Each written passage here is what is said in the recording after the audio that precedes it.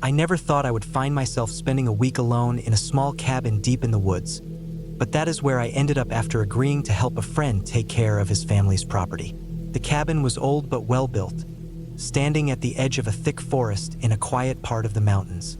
It sat about 20 miles away from the nearest town, and the last stretch of road leading to it was only a dirt trail wide enough for a single vehicle.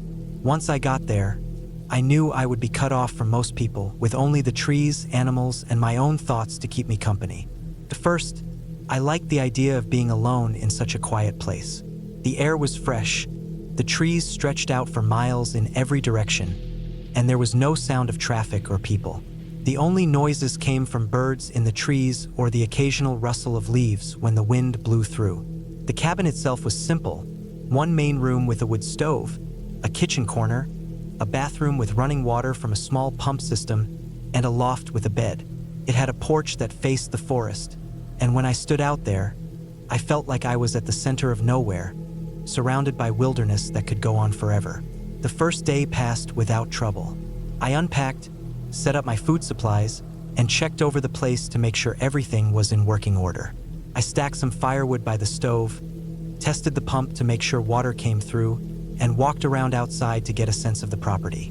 Behind the cabin was a small shed filled with tools, an old generator, and more chopped firewood. There was also a trail that led deeper into the forest, though it looked like no one had walked it in a long time. That night, I made myself a simple meal on the stove and sat by the fire, listening to the sounds outside. It grew very dark once the sun went down, darker than anything I was used to in the city. The trees swallowed the last bit of light, and the silence became heavy. I could hear the occasional crack of a branch or the distant howl of what I assumed was a coyote, but nothing unusual.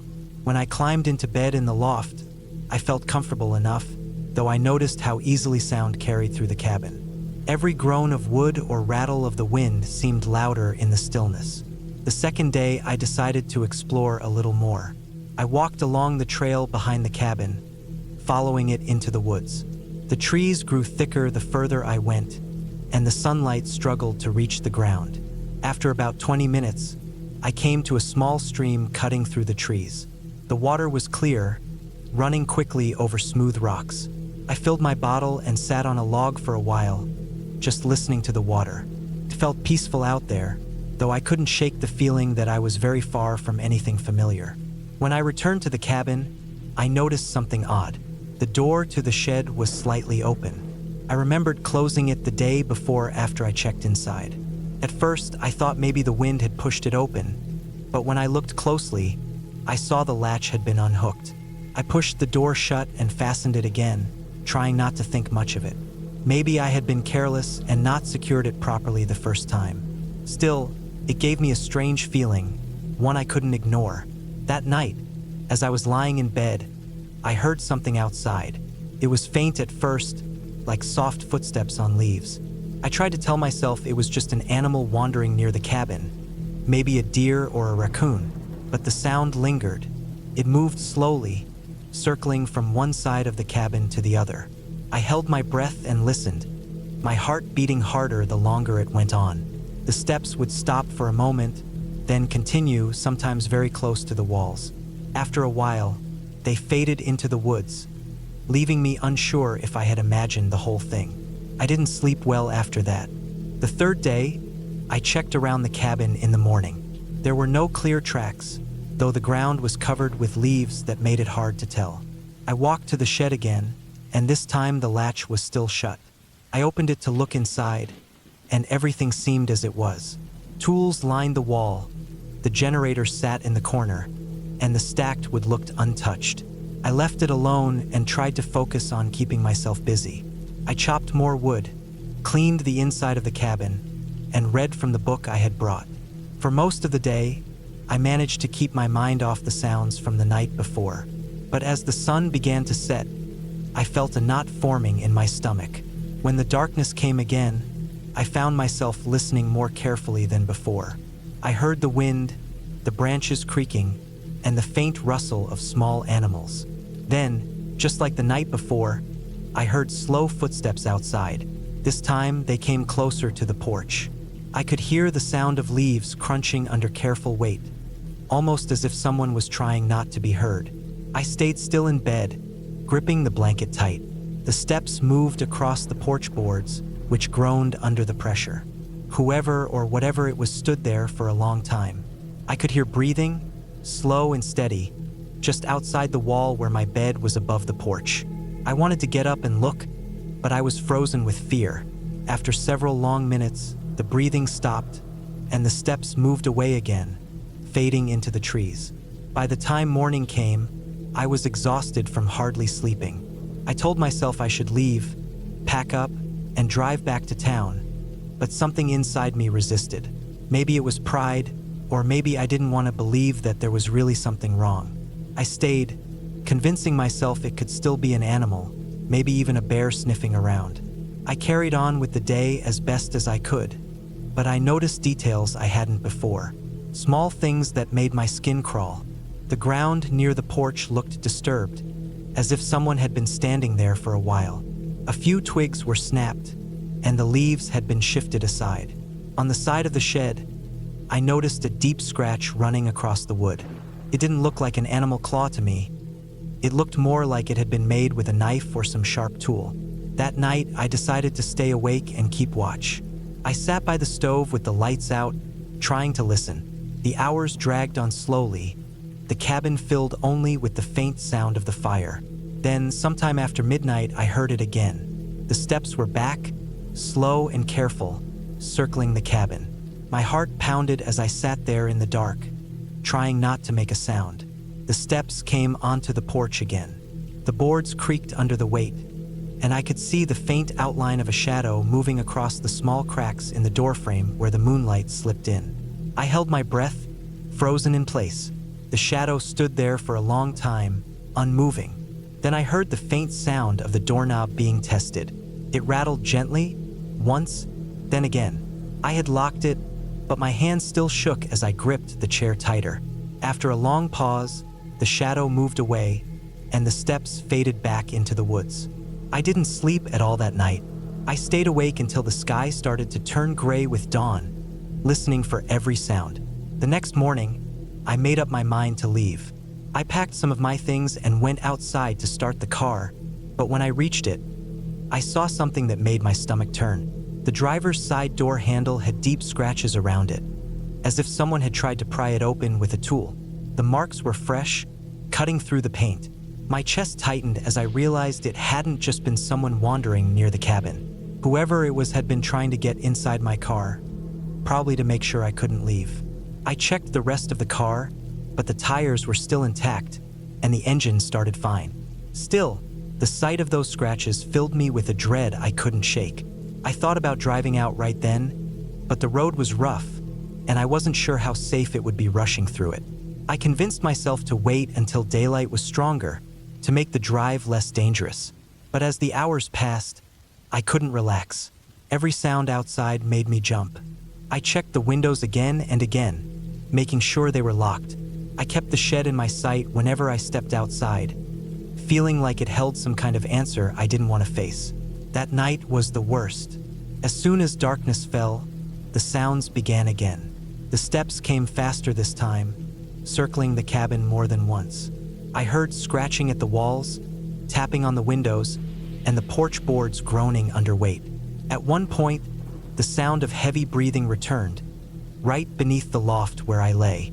I could hear it clear as day, slow and steady, as if whoever it was knew exactly where I was. I gripped the flashlight I had, though I was too afraid to shine it out the window. I thought about the scratches on my car, the marks on the shed, and the rattling of the doorknob. Whoever was out there wasn't going away. They wanted me scared, trapped, and waiting. When morning finally came, I didn't waste any more time. I grabbed what I could, stuffed it into my bag, and went straight for the car.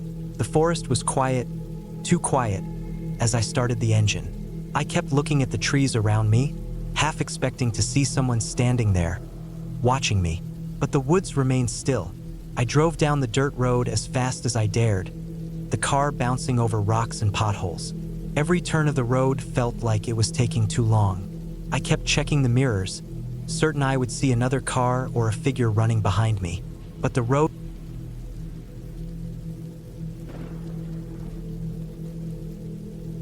I arrived at the cabin late in the afternoon, when the sun was dropping behind the trees and the light was fading into that orange glow that never lasts long. The place looked older than I had expected, though I had seen pictures of it online before renting it. The photos made it seem cozy, almost charming, but in real life it looked more worn down. The wood on the outside walls was gray and weather-beaten, and the steps up to the porch bent slightly under my weight when I climbed them. I carried my bags inside, telling myself I was only going to be there for a few nights, just to clear my head and get some quiet. The inside smelled like old wood, dust, and something faintly metallic, almost like rust. There was one main room with a small table, a couch that sagged in the middle, and a fireplace that hadn't been used in years, judging by the cold ashes sitting in it. The kitchen was really just a corner with a counter, an old fridge, and a stove that looked like it came from another decade. In the back was a small bedroom with a thin mattress on a creaky bed frame, and a bathroom that had a toilet, a sink, and a shower with water pressure I quickly realized was barely strong enough to rinse soap away. I told myself it didn't matter. I wasn't there for comfort. I was there for the quiet. The cabin sat right by a small lake, and there were no other houses or cabins anywhere close that I could see. The dirt road I had driven in on stretched miles back to the main road. I hadn't passed a single person on my way in. That had been the point. I wanted to be alone, away from noise, away from people, away from everything. The first night passed quietly. I cooked some canned food I had brought, listened to the sounds of crickets and frogs outside, and tried to read under the dim light of the old lamp on the nightstand. At some point, I fell asleep on the couch instead of the bed. I woke up once in the middle of the night because of a sound, but I realized quickly it was just the wind moving through the trees. The next morning, I went outside early. The air was cold and damp, and mist hung low over the lake. I could hear birds calling across the water, and the surface of the lake was so still it looked like glass. I stood there for a long time, just staring out, breathing in the quiet. That was what I had wanted. No cars, no voices, no constant noise of the city, just silence and water and trees. I spent most of the day walking around the property, seeing how far the woods went behind the cabin. The trees were thick, pine and oak mostly, with a lot of undergrowth that made it difficult to go far without pushing through branches and brush. I didn't go too deep, just enough to know the woods stretched on and on. When I came back, I ate, sat by the water, and watched the sun sink. That night was different. I woke up again in the middle of the night, this time to something sharper than the wind. It was a sound like gravel crunching under weight. I froze on the couch, barely breathing, and listened. For a few seconds, I heard nothing. Then I heard it again. It wasn't steady walking. It was more like a step, then a pause, then another step. It came from the direction of the dirt path that led up to the cabin. I sat there, heart racing, telling myself it was an animal. A deer, maybe. Something moving slowly, sniffing around. I wanted to believe that, but the sound had a heaviness to it, like it wasn't something small. After a while, it stopped completely. I didn't move. I stayed awake for hours, listening. At some point, I must have drifted back to sleep, because I opened my eyes again when the sun was already up. During the day, everything felt normal again. I walked by the lake, I read, I ate, and I tried to push away the memory of the night. It's easy to rationalize things when the sun is shining. I told myself it had to have been an animal. There were plenty of them out there. I didn't even check for tracks on the path. I didn't want to give myself reasons to think otherwise. That evening, I noticed something strange. The door to the shed behind the cabin, which had been shut tight when I first arrived, now stood slightly open. At first I thought maybe I had forgotten to latch it, but then I remembered clearly pushing it closed the day before after looking inside. There had been only some old tools, broken chairs, and a stack of firewood in there. Nothing worth touching. I walked over and looked inside again. Everything seemed the same. Nothing looked moved, though to be honest, I hadn't paid that much attention to the details before. Still, it unsettled me. I closed the door firmly and slid the rusty latch across, testing it to make sure it held. That night, the sounds came back. This time I was sure it was footsteps. Slow, deliberate, crunching across the gravel of the path, stopping for long pauses, then starting again. I lay on the couch in the dark, not daring to move. The sound circled around the cabin. I could hear it shift from the front to the side, then to the back. At one point, it was right outside the window. I held my breath, terrified that if I made any noise, it would give me away. The footsteps stayed for what felt like hours, though I know now it couldn't have been more than maybe 20 minutes. Eventually, they faded into the distance. I didn't sleep again after that. I just lay there in the dark, every sound making me tense. In the morning, I forced myself outside to look. The gravel on the path was disturbed in places, but I couldn't tell if it was from an animal or a person. The dirt beyond it showed faint depressions like footprints, but they were too unclear to know for sure. My chest tightened as I looked at them, but I told myself again it had to have been an animal. The mind plays tricks at night. That was all. Still, I started keeping the cabin locked at all times, even in the day. I shut the blinds too, even though I liked the view of the lake. I didn't like the thought of anyone being able to see inside. That afternoon, I walked farther into the woods behind the cabin than I had before. I needed to move, to do something other than sit and worry. The trees grew thick quickly, and the ground was uneven. After maybe 20 minutes of walking, I found something that stopped me cold. It was a small clearing with the remains of a campfire in the middle. Around it were beer cans, food wrappers, and an old sleeping bag. It looked like someone had been there not long ago. The ashes in the fire pit were gray, but not scattered by rain. The wrappers weren't faded. I crouched down and touched the ground near the fire pit. It felt damp from the morning dew, but not soaked. That meant it had been used recently. I stood there for a long time, looking at it, my stomach sinking. I realized I wasn't as alone out there as I thought. Whoever had been walking around the cabin at night could have been staying right here in the woods, watching. I hurried back to the cabin, every sound in the trees making me jump. By the time I reached the clearing near the lake, I was sweating despite the cool air. I locked the cabin door behind me and sat down, trying to slow my breathing. I thought about leaving that night, but the dirt road would be hard to drive in the dark. I told myself I would leave in the morning. That night was the worst yet. The footsteps came again, but this time they didn't just circle the cabin. They came onto the porch. I heard the boards creak under the weight. My heart pounded so hard I thought it might burst out of my chest. I sat there in the dark, clutching the flashlight I had grabbed, knowing it was useless. The doorknob rattled, slowly, gently, as if someone was testing it. I stayed frozen, barely breathing. The knob rattled again, then stopped. The footsteps moved across the porch, then down the steps, then faded away. I stayed awake all night, shaking, waiting for them to come back. In the morning, I packed my things as fast as I could. But when I tried the car, it wouldn't start. The engine turned over weakly, then died. I tried again and again, but nothing. I popped the hood, though I knew nothing about fixing cars, and that's when I saw it. The battery cables had been cut. My stomach dropped. This wasn't an accident. Someone had done this on purpose. I slammed the hood shut and stood there, panic clawing at me. I was miles from the main road. No one knew I was there. My phone barely had signal. When I tried to call, the call dropped after a few seconds. Even texts wouldn't send. I was trapped.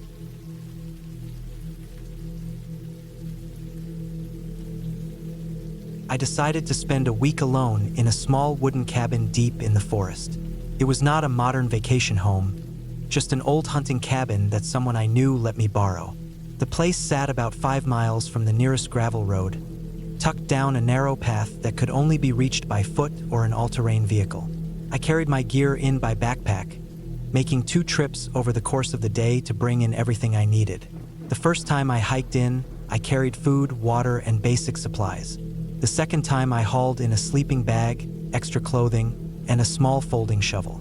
The cabin itself was nothing impressive. It was a square box of rough-cut logs, 1 story high, with a low roof and a single door made of thick planks. The windows were small, just enough to let in some light, and they had shutters that could be latched from the inside. Inside, there was one room. A wood stove sat in one corner with a short chimney running out the roof. Against the opposite wall was a wooden cot frame where I set my sleeping bag. A small table and chair were pushed near the window. The floor was made of wide boards that had dark stains from years of dirt and use. It smelled like dry pine, smoke, and the faint odor of animals that had probably tried to nest inside when no one was using it.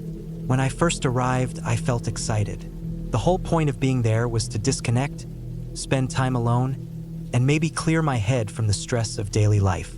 I had no phone service. The only things I had to keep myself busy were a few books, a notebook, and some basic outdoor tools. I planned to gather wood, cook simple meals, and hike around the nearby woods during the day. I told myself it would be refreshing. The first day passed quietly. I walked around the area, memorizing the trails and checking the surroundings. The forest was thick with spruce and birch, and the ground was covered in soft moss and pine needles. There was a small creek about 200 yards from the cabin where I could fetch water. I boiled everything I took from it. I set up a small system of keeping water in a pot on the stove so I would always have clean drinking water ready. That night, I felt comfortable. I shut the shutters, locked the door, and slept without much trouble. On the second day, I noticed something small but strange. Near the side of the cabin, the soil looked disturbed, as if someone had walked back and forth recently. The dirt was soft from past rain, so tracks showed easily. At first, I thought maybe it had been me the day before when I gathered firewood, but the tracks looked fresher than that. They weren't clear footprints, more like smudges of heavy boots pressing down moss and dirt. I crouched down and studied them, but I told myself it was probably my imagination. Maybe I had walked around more than I remembered. That night, though, I heard a sound. It came after I had blown out my lantern and lay inside my sleeping bag. It was faint, like a crunch of leaves. Then another came from the woods behind the cabin. I lay completely still, trying to breathe quietly. My heart began to pound hard in my chest. I told myself it was probably a deer, or maybe a raccoon. The forest was full of animals, and I knew sound carried strangely in the dark. Still, I gripped the handle of the hatchet I kept beside me. I listened for nearly an hour, and finally the noises stopped. The third day, I woke up feeling uneasy. I decided to check around the cabin more carefully. I walked the full perimeter. Near the back wall, under one of the small windows, I noticed fresh marks in the dirt. They weren't paw prints. They looked like the worn tread of a boot sole. Not sharp or clear, but enough that I knew they weren't made by animals. The soil was pressed down deep, showing weight. It gave me a cold feeling. I looked around in every direction but saw nothing except trees. That entire day, I kept glancing toward the woods. Every time a bird flew up or a branch cracked, I froze and scanned the trees. I could not shake the thought that someone had walked close to the cabin during the night. I tried to convince myself it could have been an old hunter passing through. But the cabin was miles from the main road. There was no reason for anyone to be wandering out here unless they knew about the place. That night, I shut the shutters tightly, bolted the door, and kept the lantern burning low. I tried to read, but I couldn't concentrate. I sat listening. Around midnight, I heard it again. This time it was closer, right outside the back wall. I could hear the crunch of dry needles, then the faint sound of weight shifting on the wooden boards of the small porch. My throat went dry. I didn't move. The door rattled faintly, as if pressure touched the handle.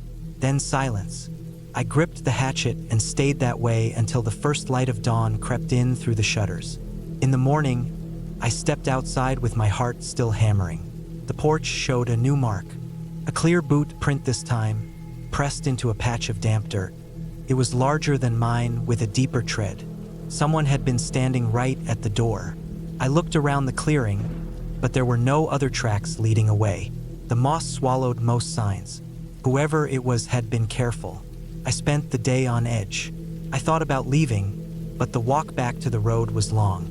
I would have to make 2 trips to carry everything, and the idea of leaving supplies behind made me hesitate. I kept telling myself maybe it was just a hiker, but in my gut, I knew it wasn't. Hikers didn't creep around cabins at midnight. That evening, I built up the fire in the stove so it would burn longer. I kept my hatchet at my side and also laid out my folding knife. I shut the lantern off early and sat in the dark, listening. Hours passed with nothing but the normal groans of the forest. Then, sometime after midnight, there was another sound. This time it came from the roof. A slow creak of weight pressing on old boards. My chest went cold. Someone was crawling on top of the cabin. I stayed frozen in place, gripping the hatchet so hard my knuckles hurt. The steps moved slowly, deliberately, across the roof. Then nothing. I did not sleep at all. When the sky finally brightened, I went outside. I tilted my head up at the roof, but there was nothing to see. No obvious prints, no scratches. Still, I knew I hadn't imagined it. I checked the surrounding ground again. Behind the cabin, there was another set of faint prints, half covered by needles.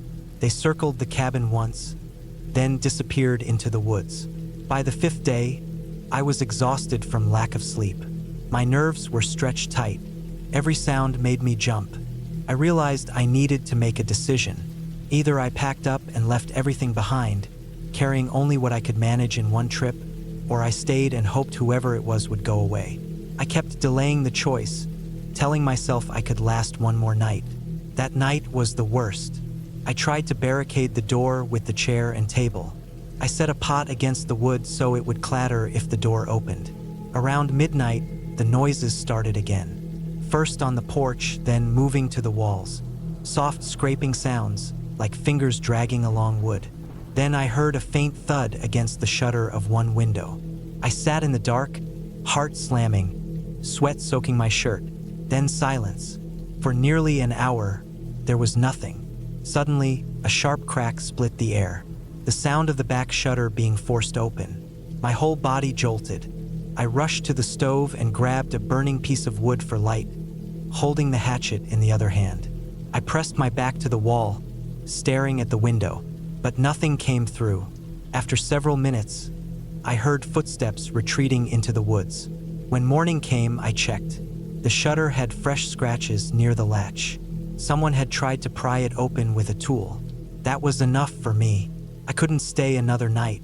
I shoved food into my pack, rolled up my sleeping bag, and left most of the heavier gear behind. I locked the cabin door out of habit, though I knew it was useless. Then I started the long walk back to the road. The whole hike, I kept glancing over my shoulder.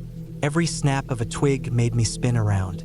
Once, I thought I saw movement between the trees, a flicker of dark clothing. But when I looked again, it was gone.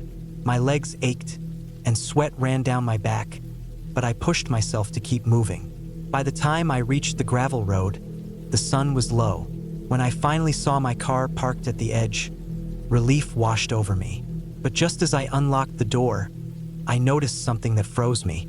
In the thin layer of dust on the back window of my car, someone had dragged a finger across the glass, writing a single word: soon. My stomach dropped. That meant whoever had been out there knew where I parked, knew what I drove, and maybe had followed me farther than I realized. I threw my pack into the car and drove out as fast as I could, my hands shaking on the wheel. For days afterward, even back in town, I couldn't sleep.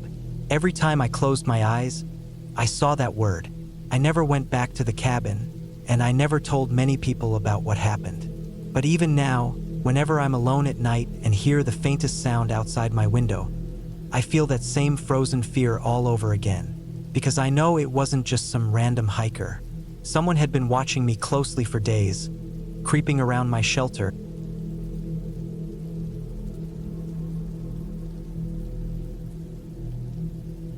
I came to the cabin because I wanted peace.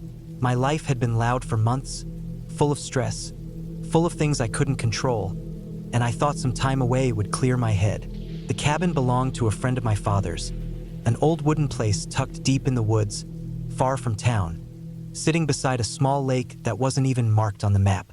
The drive there was long, almost 3 hours, the kind of drive where you lose cell service halfway and don't even think about it until you notice the signal never comes back.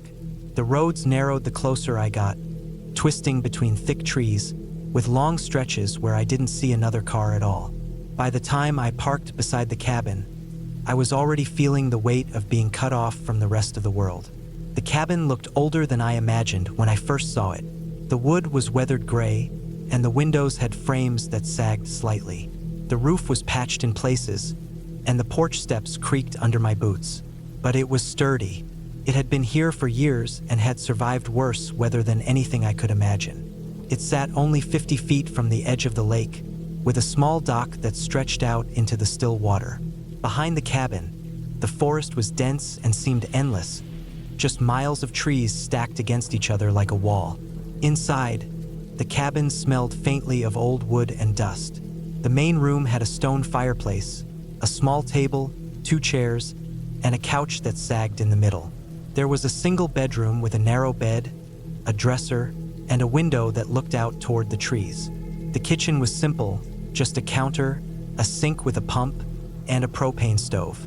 It felt stripped down to only what was needed, no extras, nothing fancy. I liked that. I brought enough food to last a week, a few lanterns, and a generator I set outside in case I needed more power. The first night was quiet. Too quiet. In the city, even late at night, there are always sounds. Cars in the distance, a dog barking, people yelling somewhere far off. Out here, once the sun went down, the silence pressed in heavy. I heard the occasional creak from the cabin settling, or the soft ripple of the lake outside, but otherwise, nothing. I lay in the bed staring at the ceiling, listening to that silence until I finally drifted off. The next morning, I woke early. Light spilled through the thin curtains, and I felt rested, ready to explore. I walked down to the lake, dipped my hand into the cold water, and watched the surface ripple. The trees reflected back at me like a wall of green. It was calm, still, almost too still, but I told myself that was the point of coming here. I boiled water for coffee, sat on the porch, and looked at the tree line, wondering how far those woods stretched. By the third day, I started noticing small things that didn't sit right with me. It began with footprints. The ground around the cabin was mostly dirt and pine needles, but there were patches of soft soil near the lake where tracks stayed clear. That morning, I walked down to the dock and saw fresh prints leading along the shore. They weren't mine. They were boot prints, larger than my feet, and they came from the direction of the forest, stopped near the dock, then turned back toward the trees. At first, I thought maybe they were old, maybe someone had been here before me, but the edges were sharp, not worn down by rain or wind. They looked like they had been made recently. I tried not to dwell on it, but as the day went on, I caught myself glancing at the woods more often, scanning the tree line, expecting to see someone standing there. No one was, at least not that I could tell. I kept telling myself the tracks could have been from a hiker passing through, but the more I thought about it, the less that made sense. This cabin was far off the trail, and the nearest marked path was miles away. That night, I made sure the doors and windows were locked before I went to bed. The cabin didn't have much of a lock, just a simple metal latch, but it was enough to keep the door shut. I slept lighter than before, waking at every sound. Around midnight, I thought I heard something move outside, a soft crunch like someone stepping on dried leaves. I lay frozen in the dark, my ears straining. The noise came again, closer to the window this time. I stared at the shadows on the wall, my heart hammering, but after a while, the sound stopped. I didn't sleep much after that. The following morning, I went outside to check. Around the cabin, I found more prints. They circled the porch, came close to the windows, then trailed off back toward the trees. Someone had walked around the cabin while I was inside, while I was lying in bed listening. The realization made my stomach tighten. For the first time, I regretted coming out here. I thought about packing up and driving back to town, but I convinced myself I was overreacting. Maybe it was some hunter checking the area. Maybe they hadn't even noticed the cabin. Still, I couldn't shake the thought that whoever it was had stood right outside the window in the middle of the night. By the 5th day, the feeling of being watched was constant. I couldn't step outside without scanning the woods, and I couldn't sit inside without checking the windows every few minutes. The forest that had seemed peaceful now felt threatening, every shadow holding the possibility of someone hidden. I tried to distract myself with small tasks, chopping wood, cleaning the cabin, fishing at the lake, but even then, I felt eyes on me. That night was the worst. I was lying in bed again, the lantern turned low, when I heard it. Not just a step this time, but the sound of wood creaking. Slow, heavy, deliberate. The porch. Someone was standing on the porch. I held my breath, listening, barely able to hear over the pounding in my chest. Another creak closer to the door. Then silence. I wanted to move, to grab the flashlight beside my bed, but I couldn't. I was frozen, listening as the latch on the door rattled softly. Someone was testing it. Not pushing hard, not trying to break in, just checking. The metal clinked, then stopped. After a long stretch of silence, I heard steps moving across the porch again, then fading away into the night. I didn't sleep at all after that. I sat up in bed with the flashlight in one hand and the fire poker in the other, waiting for morning. When light finally came through the window, I felt relief so strong it made me dizzy. I stepped outside as soon as the sun was up. The ground in front of the porch told me everything. Fresh prints again, right up to the door, right up to the window of the bedroom. I followed them with my eyes as they trailed off into the woods. I couldn't stay any longer. I packed quickly, stuffing everything back into the truck. My hands shook as I worked, and I kept glancing toward the trees, half expecting to see someone watching me from the shadows. When I finally slammed the truck door shut and turned the engine, the sound broke the silence in a way that felt almost violent. The drive back down the narrow road felt endless. I checked the mirrors again and again, convinced I'd see another car following, but the road stayed empty behind me. When I finally reached town and saw people again, I felt a weight lift from my chest. Looking back, I know I wasn't imagining it. The prints were real. The sounds were real. Someone had been out there, walking around the cabin at night, testing the doors, circling the windows. I don't know who and I don't know why, but I know what I felt. That thick silence, that crawling sense of being watched, the careful steps outside my window. It was real. I never went back to that cabin.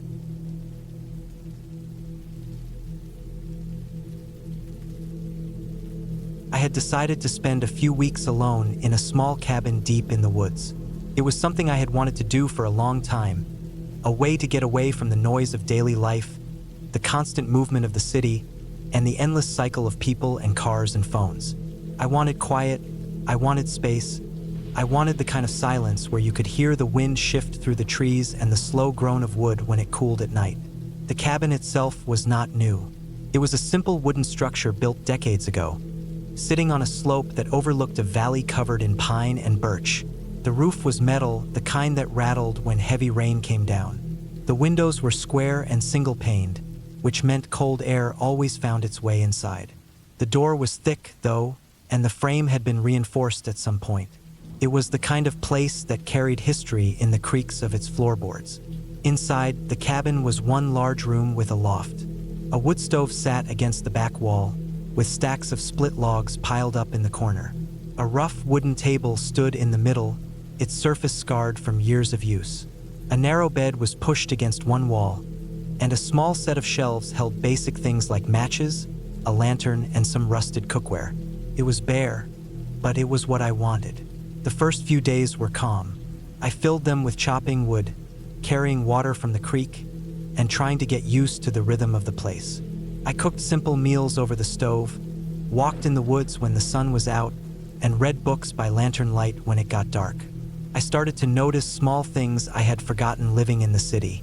The way smoke rose slow and thin on cold mornings. The way the forest floor smelled damp and rich. The sound of owls calling when the sky went black. But after a few nights, I began to feel something I had not expected. It wasn't fear exactly, not at first. It was a sense of being watched, or maybe just a sense that I wasn't as alone as I thought. The woods stretched endlessly in all directions, and sometimes, when I stepped outside at night, I felt like the dark pressed against me, as if it had weight. I told myself it was just because I wasn't used to it, that too much silence makes you hear things.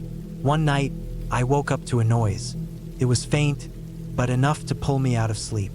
At first, I thought it was just the wind pushing against the trees, but when I lay still and listened, it was different.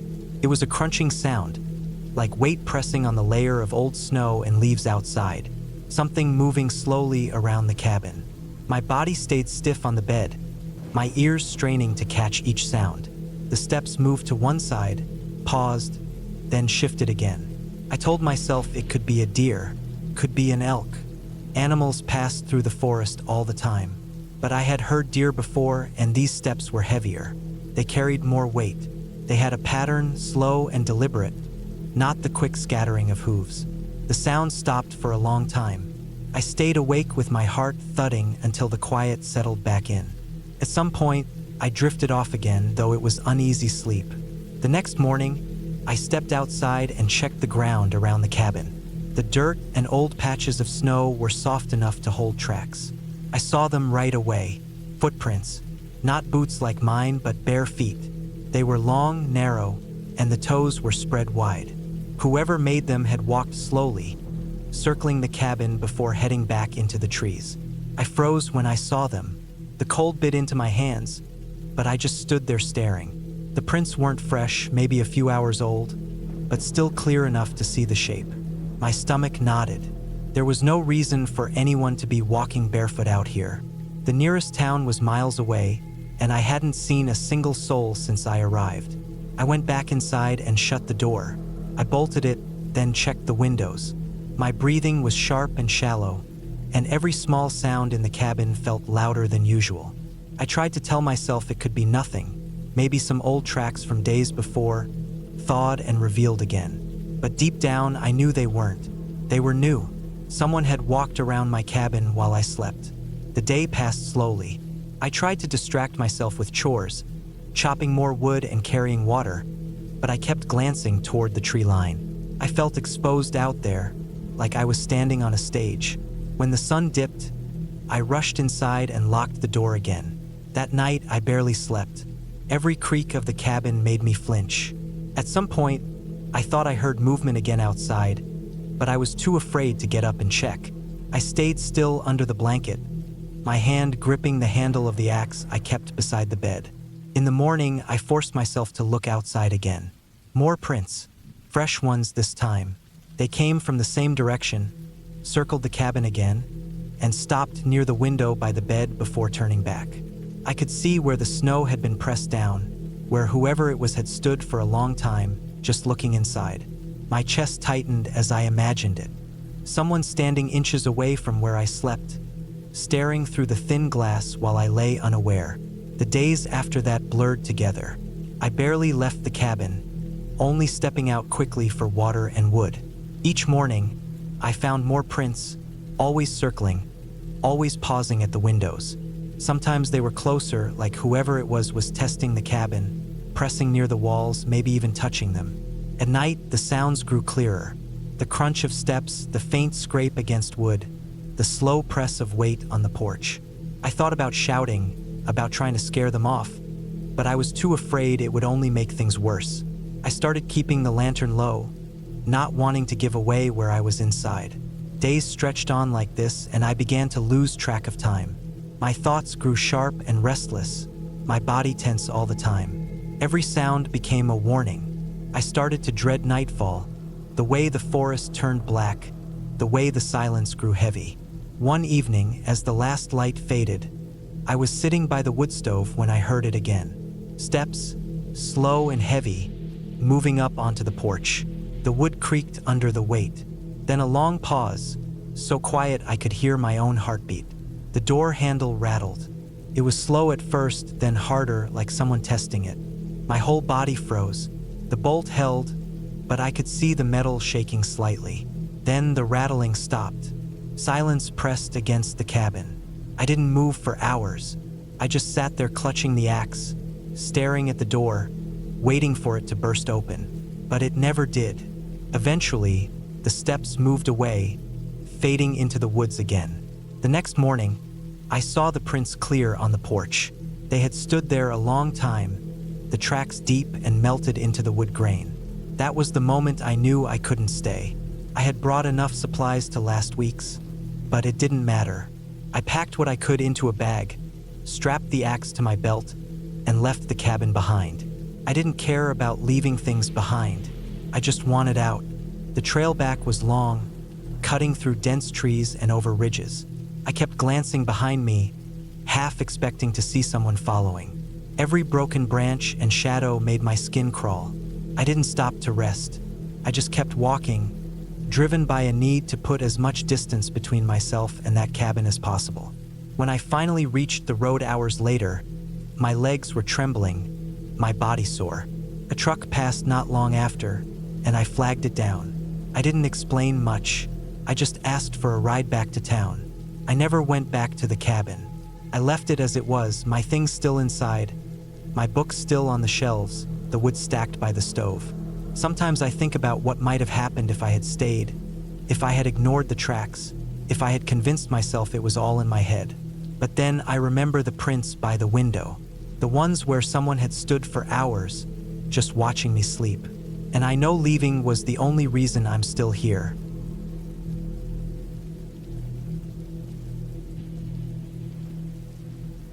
I decided to spend a few days at a small cabin deep in the woods, far away from town, because I wanted peace and quiet. The cabin wasn't mine. It belonged to a friend of a friend who said I could stay there for a week. He told me it was old but safe, and it had just enough supplies for a single person to manage. I liked the idea of being away from people for a while, and I thought it would be good to clear my head. The drive to the cabin took hours. The paved road eventually turned into gravel, and the gravel turned into dirt. By the time I reached the last stretch, I felt like I was in the middle of nowhere. Thick trees surrounded both sides of the narrow road. The further I drove, the more I realized how far I was from anyone else. There were no other houses, no lights, and no cell service. When I finally parked by the cabin, it was already late afternoon. The cabin itself was small, with dark wood siding that looked aged by years of rain and sun. The roof sagged a little on one side. There was a single porch with a chair that looked like no one had sat in it for years. The windows were dusty, and the door creaked loudly when I pushed it open. Inside, the place smelled like dry wood, old dirt, and faint mildew. The floors creaked with almost every step. There were only 2 rooms inside, the main room and a smaller bedroom. The main room had a wood stove, a table, and a few chairs. The bedroom had a narrow bed with a thin mattress and a small dresser. There was no electricity, no running water, and only a few lanterns with fuel. It was as basic as a place could be. I put my bag on the bed and looked around carefully, trying to get used to the silence. It was different from the quiet in town. This was a heavy kind of silence, broken only by the sound of the wind in the trees and the occasional creak from the cabin itself. At first, it felt peaceful. I unpacked some food I had brought. Simple things, canned beans, dry bread, bottled water. The cabin had a few more supplies on a shelf, like flour, sugar, and some canned meat that looked years old. I wasn't sure if I wanted to risk eating those. I lit one of the lanterns because the light outside was already fading, and I knew once the sun went down, the woods would be pitch black. That first night, I sat on the porch for a while, listening to the forest. The air was cold, and the lantern's flame flickered weakly. There were no stars visible because of the thick trees. I thought about how far I was from anyone. If something happened, no one would hear me, and I couldn't call for help. That thought stayed in my mind as I finally went inside and lay down on the bed. The mattress was hard and uncomfortable. The wood of the cabin popped and shifted in the cold.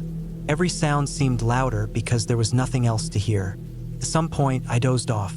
I woke up in the middle of the night. At first, I didn't know why. Then I realized I had heard something outside. It wasn't the sound of branches or wind. It was a sharp, deliberate crunch of leaves, like a footstep. I froze on the bed, listening hard. For a long time, there was nothing. Then I heard it again. Another step, then silence. My heart began to pound. I told myself it could be an animal, a deer maybe, but the steps had a slow, careful rhythm, not the quick movement of an animal passing through. I lay there, holding my breath, waiting. After a while, the sound stopped completely. I didn't hear anything else. I stayed awake until dawn, staring at the dark ceiling, ears straining. When morning came, the fear seemed foolish. I stepped outside and looked around the cabin. The ground was covered in leaves, damp soil, and roots. It was hard to see clear tracks. Still, I thought I noticed some disturbances near the edge of the trees, like places where the leaves had been shifted aside. But I couldn't be sure. The second day, I tried to distract myself. I gathered wood for the stove, walked a little on the narrow trail that led away from the cabin, and tried to enjoy the quiet. But I couldn't shake the thought of those footsteps. The whole time I was outside, I felt like I was being watched. The trees were thick and endless, and every time I looked behind me, the woods seemed too still, like something was hiding just out of sight. That night, I locked the cabin door and set one lantern near the window. I stayed up late, listening. First, it was quiet. Then, sometime past midnight, I heard it again. A slow crunch of leaves outside. This time closer. I froze in my chair, staring at the door. My breathing became shallow, and my hands shook. The steps came and went, moving around the cabin. Sometimes closer, sometimes further away. Then silence. Hours passed before I fell into a restless sleep. In the morning, I went out again, checking around the cabin. This time I was certain. There were footprints in the soft dirt near the back wall. They weren't mine. The shape was clear enough to see it was from a shoe, not an animal. Someone had walked around the cabin during the night. My stomach turned cold as I realized I wasn't alone out here. Someone else was in these woods, close enough to circle the cabin, but they hadn't knocked on the door or made themselves known. I thought about leaving, but the dirt road back was long and rough. It would take hours on foot, and if someone was watching me, walking out alone might be worse. My car was still parked by the cabin, but the thought of driving off into the endless woods without knowing who else was out there made me hesitate. I decided to stay one more night, but I was on edge the whole time. I barely ate, and every sound outside made me tense. As darkness fell, I placed the lanterns near the windows, trying to create the illusion that I was awake and alert. I sat by the stove with a heavy piece of wood in my hand, my only weapon. The night dragged on. Again, the sounds came, footsteps circling. This time, I thought I heard something else too. A faint scrape on the wall, as if someone's hand brushed against the wood. My heart hammered in my chest, and I sat completely still, gripping the wood tighter. At one point, I thought I heard the doorknob move, just a tiny, testing rattle. I stared at it in the lantern light, sweat dripping down my face, waiting for it to turn. But it never did. Whoever was out there didn't try to force their way in. They just wanted me to know they were there. When the sun finally rose, I made up my mind. I packed everything as quickly as I could, threw my bag in the car, and started the engine. My hands shook on the wheel as I drove down the dirt road, watching the rearview mirror again and again, half expecting to see someone step out onto the road behind me. The further I drove, the lighter I felt. The trees thinned, the gravel road appeared again, and eventually, the paved highway came into view. I drove until I reached the next small town, where there were people, lights, and noise again. Only then did I let out the breath I felt like I had been holding for days. I never told anyone the full story. When people asked how the cabin was, I just said it was too quiet for me. But in my mind, I always returned to those nights. The slow, steady footsteps in the leaves, the hand against the wall, the doorknob that rattled just slightly. Someone was out there, watching me, testing me, waiting for something. And the scariest part is not knowing who they were, what they wanted, or what would have happened if I had stayed just one more night.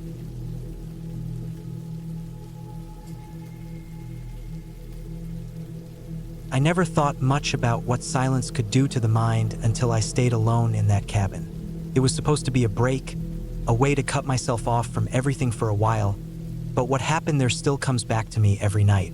The cabin sat at the edge of a thick patch of woods, about 30 minutes down a narrow dirt road off the main highway. When I first saw it, it looked harmless. The outside was built of rough, weathered logs, the kind that had turned gray over years of rain and snow. There was a small porch in front with a couple of old chairs, one of them missing a leg. The roof sagged just a little in the middle. Behind the cabin, the trees rose tall, dark, and close together, almost like a wall. I went there with the idea of spending a week alone. No phone, no internet, no noise from traffic or neighbors. I brought food, water, a first aid kit, and a small camping stove since I wasn't sure if the old kitchen stove inside would even work. There was no power line running to the place, so I had a lantern and a box of extra batteries for the flashlight. The air smelled heavy with pine and damp earth when I first stepped out of the car. It was late afternoon, the sun low and warm, and I felt almost calm walking up the 3 steps to the porch. Inside, the cabin was smaller than I expected. 1 room for cooking and sitting, a narrow hallway leading to a bedroom, and a bathroom that looked like it hadn't been cleaned in years. Dust clung to everything, even the windows. The floor creaked under my weight. I dropped my bag on the old wooden table and stood there listening. It was so quiet I could hear my own breathing and the faint ticking of my wristwatch. The first night was uneventful. I cooked some canned food on my small stove, read by lantern light for a while, then lay down in the bed with its hard mattress.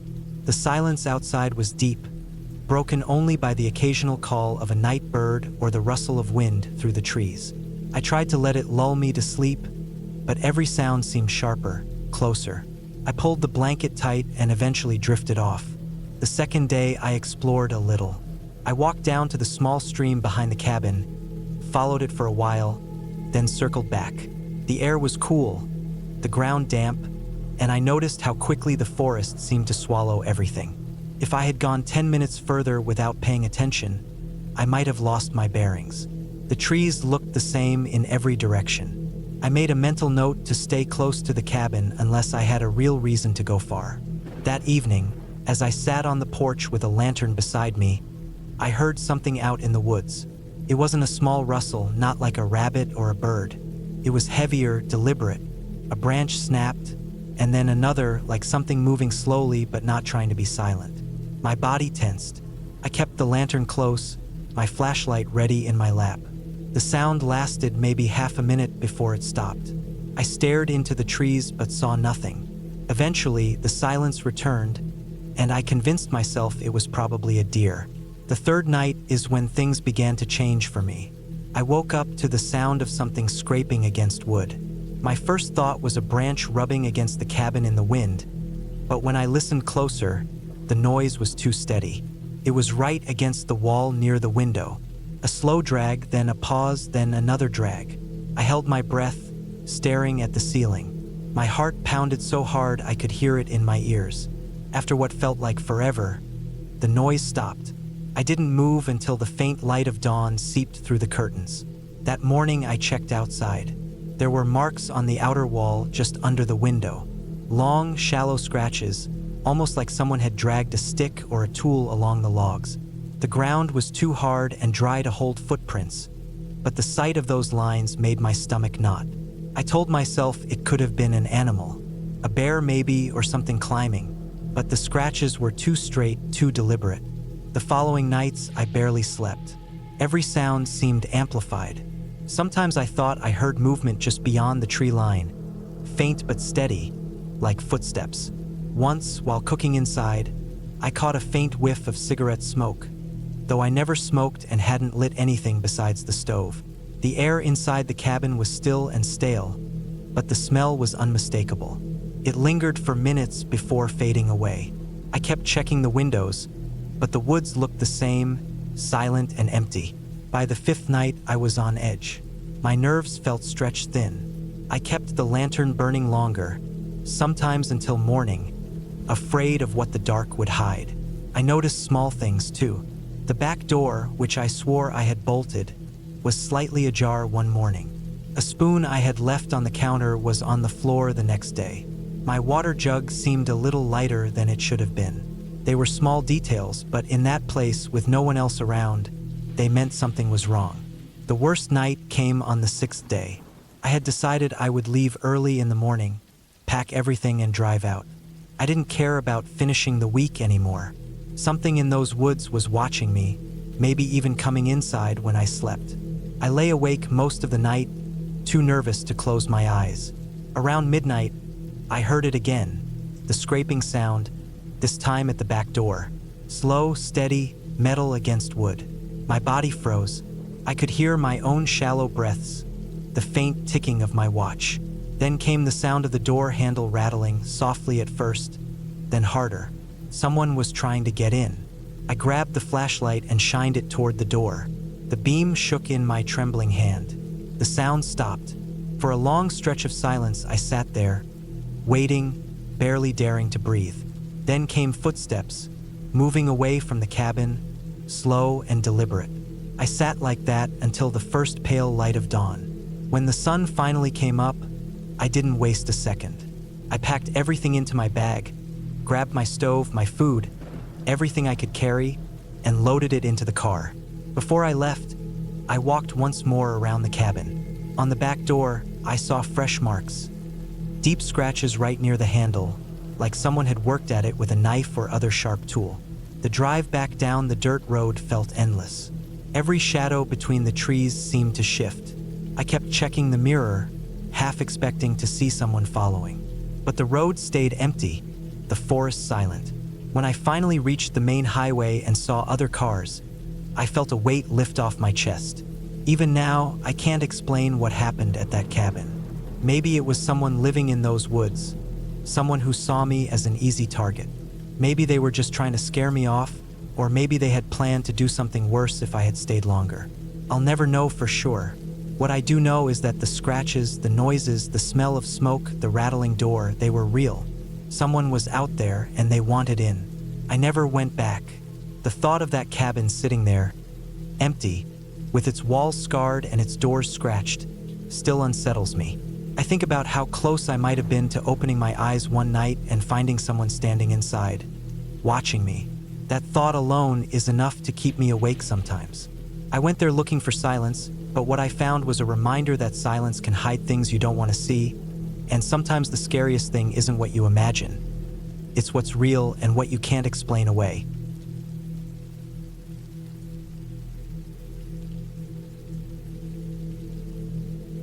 I had been looking forward to that trip for months. I wanted a place away from the noise, somewhere I could sit alone for a while without cars, without city lights, without people walking past me every 5 minutes.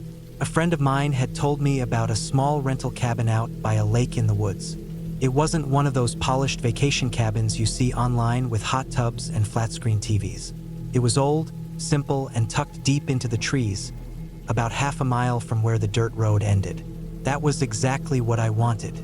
Something basic, something quiet, something that would let me feel like I was out there by myself. The cabin was small.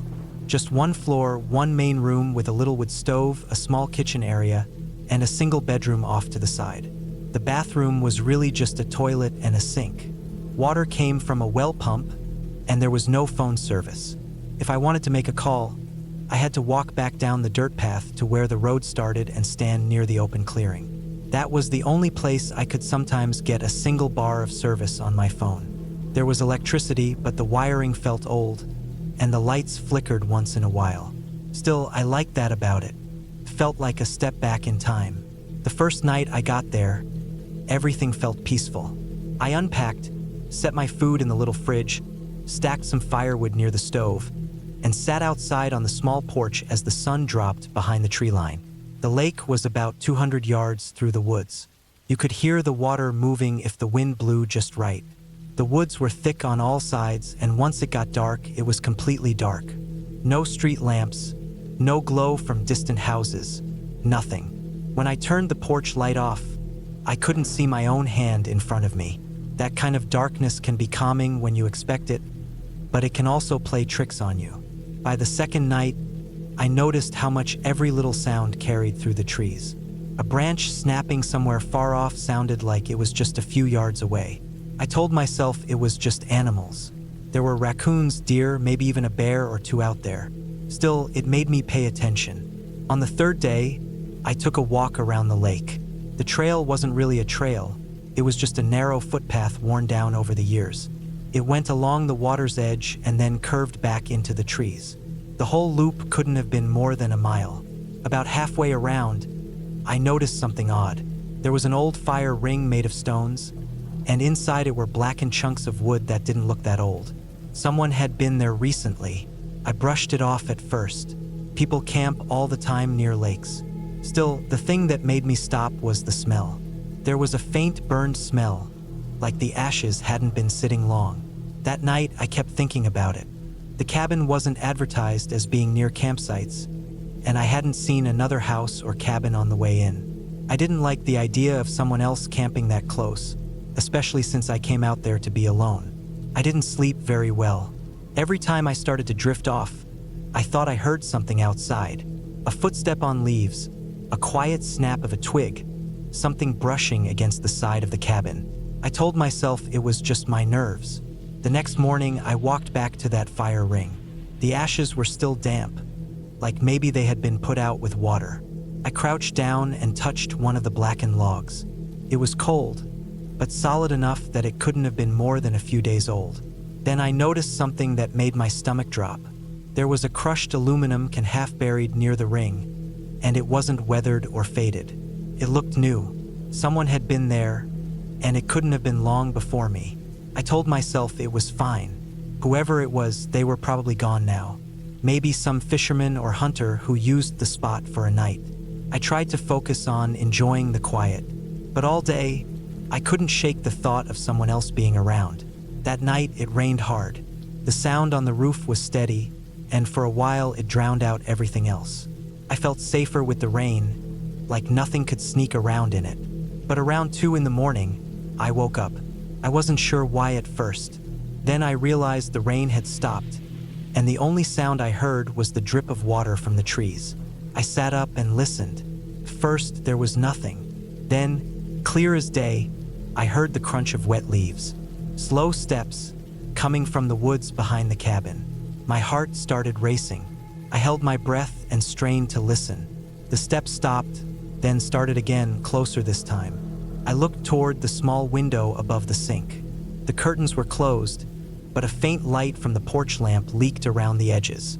The sound moved around the cabin, slow, deliberate. Then it stopped again. I sat frozen on the edge of the bed, waiting. Minutes passed. Then I heard the softest tap against the wall. Just once. Then silence. I wanted to tell myself it was a branch or an animal brushing past. But the sound was too clean, too clear. It was like someone had pressed a finger or knuckle against the wood. I didn't sleep at all that night. I stayed awake until the sky started to turn gray. When morning came, I opened the door and stepped out onto the porch. The ground was soaked, covered in mud and leaves. I scanned the area around the cabin. First, I didn't see anything. Then, near the corner of the cabin, I saw it. A footprint, clear as day, pressed into the wet ground. It wasn't a boot or a shoe, it was bare. A bare human foot, long, narrow, toes spread wide. I felt sick. It wasn't an animal. It wasn't just my imagination. Someone had walked barefoot around the cabin in the middle of the night. I thought about packing up and leaving right then. But the road out was long and rough, and I wasn't sure my car would handle it well after the rain. Plus, I told myself maybe it was some local who lived out here, some strange hermit who wandered around at night. It was weird, sure, but maybe it wasn't dangerous. I tried to calm myself with that idea, but the truth was, I didn't believe it. Something about it felt wrong. Who walks barefoot through the woods in the rain at night? I decided to stay one more night, but I set up precautions. I stacked a chair under the doorknob, even though the lock was fine. I shut the curtains tight and left a lantern burning in the main room. I kept a heavy iron poker from the stove near the bed. That night dragged on. Every creak of the cabin, every gust of wind against the walls, made me tense. Around midnight, I heard it again. Footsteps, not rushed, not panicked, just slow, circling the cabin. I gripped the poker and sat completely still. My throat was dry.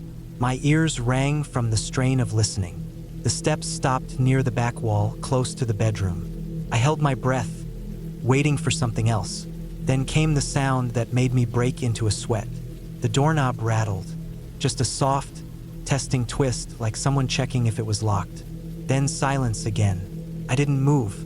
I didn't even blink. After what felt like hours, the sound faded. I never heard footsteps leaving, but eventually the woods were silent again. In the morning, I found more prints in the mud. Bare feet circling the cabin again. Some of them pressed right up against the walls, like whoever it was had been leaning close, listening. That was it for me. I packed my bag, loaded the car, and drove out without looking back. I didn't stop until I reached the nearest gas station miles away. Even there, with people around me, I felt like I had to keep checking behind me. I never went back to that cabin. I never even called the rental office to explain. What would I have said?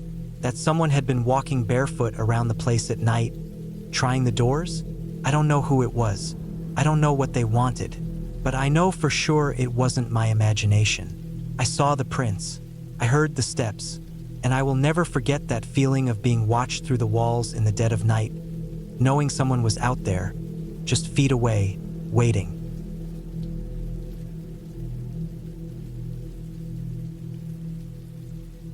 I had planned the cabin trip for weeks. I wanted quiet, space to think, and time away from work and people.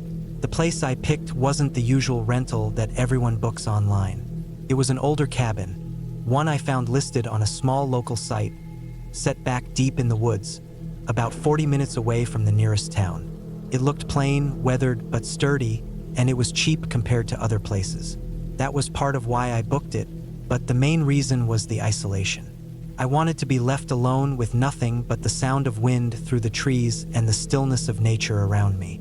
When I pulled up in my car, the gravel road ended in a small clearing with weeds poking up between the stones.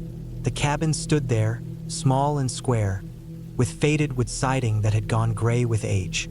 The windows were dusty, the steps to the porch slanted slightly, and the roof sagged in one corner where years of snow must have weighed it down. There was a shed off to the side, half hidden by brush, with its door hanging a little open. Everything about the place felt quiet, not abandoned exactly, but untouched, like no one had stayed there in a long time. I carried my bags inside. The door creaked loudly when I opened it, and the smell inside hit me right away. It wasn't rotten or foul, but it was that closed-up smell of wood and dust, like a place that hadn't been aired out in years. The main room was small, with a couch, a table, and a wood stove against one wall. The floorboards were scratched and uneven, and when I walked across them, they groaned under my weight. In the back was a narrow hallway that led to a single bedroom and a bathroom that looked like it hadn't been updated since the 70s. It wasn't comfortable, not in the way people expect cabins to be, but it was exactly what I had wanted. It was cut off from everything. No phone service, no internet, not even a television. Just a space to sit, write, read, or walk in the woods. The first few hours felt peaceful. I unpacked my things, put food in the small fridge that rattled whenever it kicked on, and opened the windows to let in fresh air. I sat on the porch for a while, listening to the wind and the occasional sound of a bird. The trees were dense all around, pressing close to the clearing, tall and dark, with only narrow gaps where sunlight pushed through. As the afternoon wore on, I started to notice little details that made me uneasy. The cabin wasn't in perfect shape, and that was fine, but some of the details didn't feel like age. The shed door off to the side looked as if someone had forced it open not long ago. The wood splintered near the latch. The weeds around the cabin were flattened in spots, not from animals but from shoes, though not recent enough to be fresh. Inside, one of the kitchen drawers had a broken handle, as if someone had yanked it too hard, and the floor near the back door had deep scuff marks. I told myself it was just wear and tear from past renters. People are careless, and old cabins collect scars over time. Still, I couldn't shake the feeling that someone had been there more recently than the owners admitted. That first night, I cooked a simple meal and ate at the table with a lantern lit beside me. Once the sun went down, the woods outside turned black. No streetlights, no glow from a distant town, just complete darkness pressing against the windows. The only sound was the creaking of the cabin as it settled and the occasional snap of a branch outside. I tried to read for a while, but I kept stopping to listen. At one point, I thought I heard footsteps outside, slow and faint, moving across the gravel. I froze and held my breath, but after a long minute, there was nothing. I told myself it was an animal and went to bed.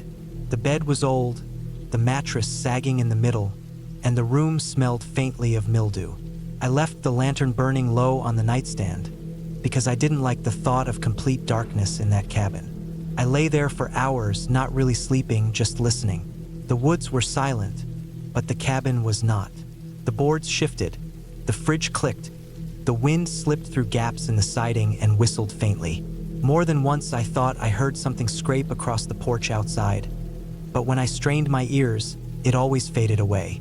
Sometime after midnight, I must have dozed off. When I woke up again, it was still dark, but I knew something was wrong. The lantern had gone out, and the room was black. I reached for the matches, but before I lit the lantern again, I realized what had woken me. The cabin was silent, too silent, as if everything had stopped. Then, from somewhere outside, I heard a sound, a dull thud, like wood striking wood. Then another, slow, spaced apart, deliberate. It sounded like someone hitting the shed door. I stayed still in bed, listening, heart hammering. The sound went on for a while, then stopped. I waited, barely breathing. Minutes passed, and the night returned to silence. I told myself I was imagining things, that the wind had blown something against the shed. But deep down, I didn't believe it. The next morning, I forced myself to go outside. The air was cold and damp, and the grass was wet with dew. I walked to the shed slowly, every step heavy. When I reached it, I saw that the door, which had been hanging partly open before, was now shut. I stood there staring at it, my stomach tight. I hadn't closed it. I knew I hadn't. I put my hand on the door and pushed it open. The hinges shrieked. Inside, the shed was small and cluttered with tools, scraps of wood, old cans, and rusted nails. The floor was dirt, uneven and scattered with leaves that must have blown in. But there was something else. In the far corner, the dirt had been disturbed, scraped away as if someone had dug there. Not deep, just a shallow hole, and beside it was a broken piece of rope. I backed out of the shed quickly and closed the door again. My hands were shaking. I tried to convince myself it was animals, raccoons or something digging, but animals don't close doors behind them. I spent the rest of the day trying to ignore the feeling crawling in my chest. I went for a long walk in the woods, following a narrow path that wound through the trees. The air smelled sharp and green, the ground soft with pine needles. For a while, I managed to calm down, to let the rhythm of walking push away the unease. But even out there, far from the cabin, I kept glancing over my shoulder. The trees pressed close, and I couldn't shake the sense that I wasn't alone. By the time I returned, the sun was sinking low. The cabin looked smaller than ever, crouched in the clearing with its windows reflecting the last light. I went inside, locked the door, and tried to settle in for the evening. But I couldn't relax. I kept replaying the sound from the night before, the shed door shut when I hadn't touched it, the disturbed dirt. That second night was worse. I left the lantern burning again, but sleep wouldn't come. Every creak, every sigh of the cabin set my nerves on edge. Sometime past midnight, I heard it again, the sound of footsteps on the gravel outside. This time I was sure. Slow, steady, moving past the cabin. My chest tightened, and I barely dared to breathe. The footsteps crunched, then stopped. For a long moment there was silence, and then a soft scrape against the porch steps. I sat up in bed, heart hammering so hard I felt sick. Whoever it was, they were right outside. I strained my ears, waiting. The sound of a slow, heavy shift, as if weight was pressing down on the boards of the porch. Then silence again. I stayed like that for hours, rigid and sweating, until the gray light of dawn finally started to seep through the window. When I finally stepped outside that morning, I saw the footprints, clear impressions in the damp dirt, leading from the gravel to the porch steps. Heavy boots larger than mine. They weren't old. They were fresh, pressed into the soil by someone who had walked there during the night. At that point, I knew I couldn't stay, but leaving wasn't simple. My car sat in the clearing, and the only way out was the narrow road that cut through miles of woods before reaching town. I stood by the porch, staring at the trees, and every shadow between them felt like it was hiding someone. The idea of walking to the car, loading my things, and driving off should have been easy, but I couldn't move. I was frozen, caught between staying in the cabin and stepping into the open where I felt exposed.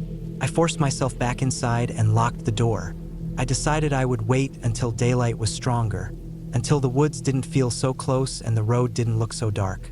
I packed my bags quickly, every noise making me flinch, and set them by the door. But while I was packing, I noticed something else. The back door, the one that led to the small patch of grass behind the cabin, had fresh marks on the frame. Not old scuffs, but clean, sharp scratches, as if someone had dragged metal across it. That was when the fear turned heavy, crushing. Someone had tried to get inside. The rest of that day passed in a blur. I sat by the front door with my bags, staring out the window, waiting for the sun to climb higher. Every creak of the cabin made me jump.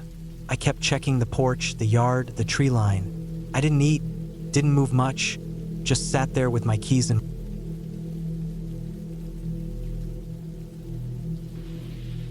I had been looking forward to some quiet days alone in the cabin for weeks.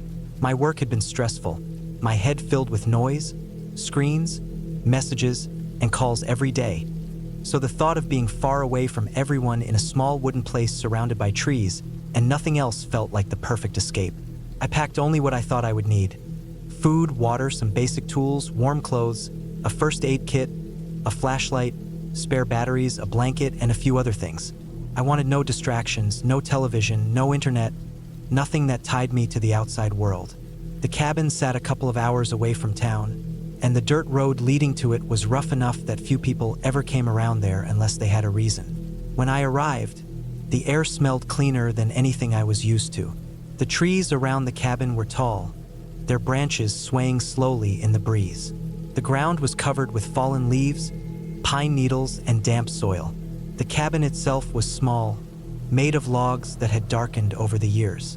The roof looked solid, patched here and there with fresh boards. The front porch creaked under my boots when I stepped onto it, and the old wooden door gave a little resistance before opening. Inside, everything was simple. One room with a bed in the corner, a small table, a couple of chairs, shelves with a few old tools, and a stove for heating. I placed my bag on the table and started settling in. The quietness was almost strange at first. In the city, there's always some noise, cars, people, sirens, or at least the hum of electricity. Here, there was nothing but the sound of wind and the occasional call of a bird. I unpacked slowly, folded my clothes, placed my food neatly, and checked the stove. Everything seemed fine. I went out back to get some wood stacked beside the cabin, then came in and lit the stove. The fire crackled, the warmth spreading through the space. That first evening was peaceful. I ate a simple meal, listened to the wind, and let the calm settle into me. I sat on the porch for a long time, watching the sun drop lower until the forest grew dark. When I finally went to bed, the silence pressed in around me in a way I wasn't used to. Every small creak of the cabin sounded louder than it should. I pulled the blanket over myself and told myself it was only the wood adjusting to the change in temperature. Sleep took longer to come, but eventually it did. The next morning, I woke to a pale light filtering through the single small window. The air inside was cold, the fire in the stove long gone out. I dressed quickly and stepped outside. The forest looked different in daylight. The ground was wet from dew, and I could see animal tracks in the mud by the tree line. Small prints, maybe a raccoon or something like that. The sky was overcast, gray clouds moving slowly. I made myself breakfast and then decided to walk around the area to get a better sense of it. The land around the cabin sloped down gently toward a stream about a quarter-mile away. The water moved steadily, clear and cold. I crouched down and splashed some on my face, the chill waking me fully. I noticed more tracks by the water, larger this time, maybe a deer. Everything felt alive in its own quiet way. By the time I walked back to the cabin, I felt refreshed. I chopped some more wood, checked the small shed out back, and found some old tools inside. Nothing unusual. The day passed in a slow rhythm. I read a little, wrote some notes in a small notebook I had brought, and dozed by the fire. But as the sun started to go down again, I felt something different in the air. It wasn't a sound I could name, more like a shift. The forest seemed quieter than it had been the night before, as if the birds and small animals had decided to keep hidden. When night came fully, I felt restless. I lay in bed but found it hard to stay calm. I kept listening, expecting something, though I couldn't say what. It was sometime past midnight when I thought I heard the first sound. A crunch outside, faint but sharp in the silence, like a foot on dry leaves. I froze, my ears straining. For a while, there was nothing. I told myself it could have been an animal, maybe a deer passing by. I tried to relax again, but then came another sound, slower this time, as if something heavy was shifting weight on the porch boards. The sound was small but clear enough for me to know it wasn't my imagination. My throat went dry. I lay there without moving, listening. The boards creaked again, a little closer to the door this time. I thought about the bag where I had left the flashlight, about the tools in the shed, about how far I was from anyone who could hear me. The only thing between me and whatever was outside was a thin wooden door with an old lock. I didn't move, didn't even breathe loudly. After a long minute, the sound stopped. I waited, heart pounding so hard I could hear it in my ears. I don't know how long I stayed like that, but eventually exhaustion dragged me down into a shallow, uneasy sleep. When morning came, I checked the porch. At first glance, nothing looked unusual, but then I noticed it. Faint marks on the dirt by the steps, larger than any animal I had seen. They were footprints, bare footprints. The toes and heel marks were clear enough, pressed into the soft ground. My stomach turned. Someone had been out there in the night, close enough to touch the door if they wanted. I spent the day with nerves on edge. I kept glancing out the window, listening for any sound in the trees. I tried to tell myself it could have been old prints, maybe left by hunters or hikers days ago, but I knew they hadn't been there when I arrived. The soil had been wet from the dew that first morning, and I had looked around. These were new. Someone had walked up to the cabin in the night and then left.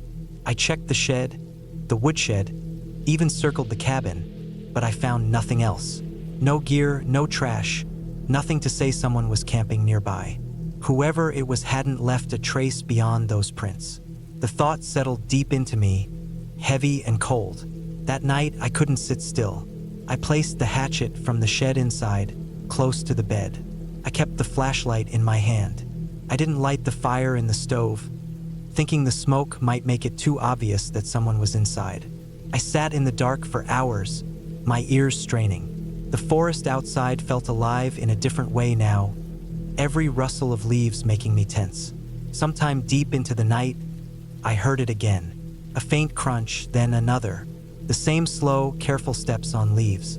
My whole body tensed. This time, the sound didn't stop at the porch. It moved around the cabin, slow and deliberate, as if circling. The boards creaked under weight again, right outside the wall where my bed stood. I held my breath, gripping the hatchet so tightly my hand ached. Then came the softest sound, almost too quiet to notice, but I did. The doorknob turning gently. Not rattling, not forced, just a slow, testing turn. My heart slammed against my ribs. I waited, ready to swing the hatchet if the door opened. But it didn't. After a long, suffocating silence, the knob stilled. The steps moved away again, fading into the forest. I sat awake until dawn, too afraid to close my eyes. When the light finally came, I opened the door carefully. On the porch boards, faint smears showed where dirt from bare feet had brushed across. On the ground below, more prints led away into the trees.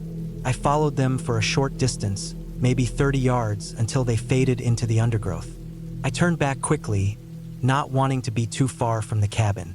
By then, my mind was racing. Whoever it was, they knew I was there. They had walked up to the door, touched the handle, circled the cabin. They hadn't broken in, but that didn't make me feel safer. It made me feel worse. They were testing, waiting, maybe trying to see what I would do. I spent the day barricading.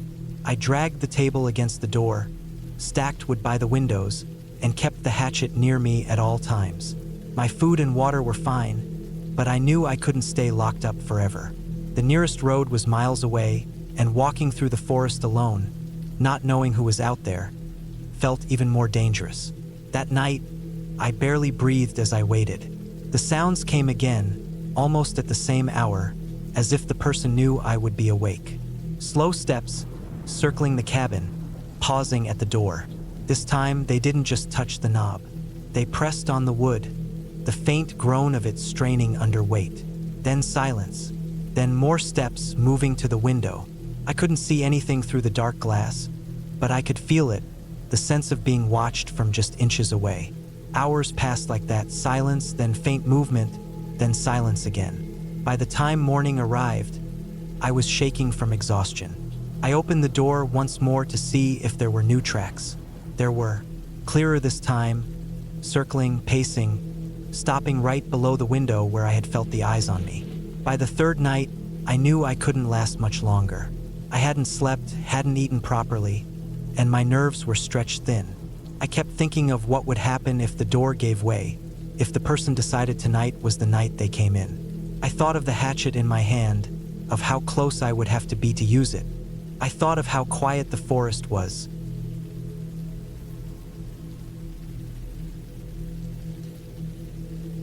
I had not planned to spend that week alone in the cabin. It was one of those places tucked away deep in the woods, a spot that always seemed quieter than the world around it. The cabin had been in the family for a long time, and it had never been anything fancy. It was built out of rough boards, with a tin roof that echoed when rain came down, and windows that let in more drafts than light. The main reason I went there was to get away from everything else. I worked in a noisy environment back in town, long shifts, and I was always surrounded by people. The cabin offered the opposite. I thought the quiet would help me reset, maybe let me breathe a little easier. I arrived in the late afternoon with the sun sitting low, stretched across the tops of the trees. The gravel road that wound its way to the place was barely a road at all. My car bounced over ruts and loose rocks, and I had to stop once to clear a fallen branch. The farther I drove, the less I felt connected to anything familiar. No streetlights, no houses, not even the hum of distant traffic. When I finally saw the cabin between the trees, I felt both relief and a slight unease. It always looked smaller than I remembered, almost swallowed by the forest around it. I unloaded the car quickly. I had brought more supplies than usual: canned food, a small cooler, bottled water, and a few tools. I had packed as if I wouldn't want to leave for days, which had been the plan. I stacked everything inside, checked the locks on the windows, and lit a couple of lanterns even though there was still daylight. The first night was calm. I ate canned stew, sat on the old wooden chair near the window, and listened to the forest settling. The air smelled like pine and damp soil. By the time I went to bed, the temperature had dropped, and I pulled an extra blanket over myself. I lay there for a while, staring at the ceiling beams, listening to the sounds outside. It wasn't unusual to hear animals moving in the brush, or the occasional owl calling out. But every sound felt sharper out there, as if the silence of the place made even the smallest noise carry deeper.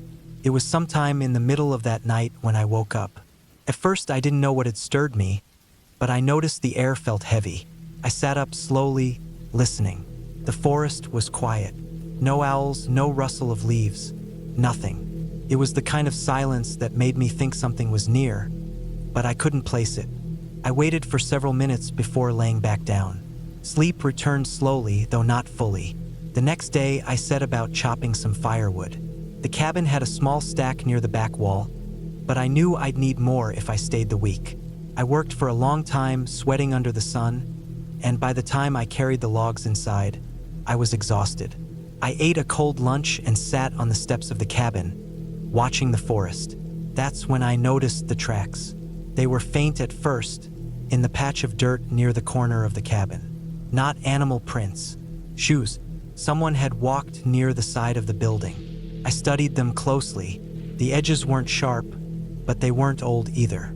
The soil was still slightly damp, which meant the prints were probably made the day before, maybe while I was unloading or not paying attention. They circled halfway around the cabin, then disappeared into the brush. I told myself it could have been a hunter, maybe someone passing through. But the prints were close to the cabin walls, almost too close, as if the person had been circling instead of walking by. I tried to push the thought away, but it stuck with me for the rest of the day. That night, I built a fire in the stove and sat inside longer than usual. The lantern light flickered against the wooden walls, and every shadow looked thicker. I checked the locks again before going to bed. Sometime past midnight, I woke again. This time it was clear what had woken me. A sound outside, a slow, steady crunching of leaves. Footsteps. I froze in bed, heart racing, straining to hear. The steps moved slowly, circling the cabin. They were deliberate, not rushed. Whoever it was didn't try to be quiet, but they also didn't come to the door. They just moved around, pausing at times, then continuing. I didn't move. I just lay there, barely breathing, listening as the sound shifted from one side of the cabin to the other. After what felt like an hour but was probably only minutes, the steps faded into the trees.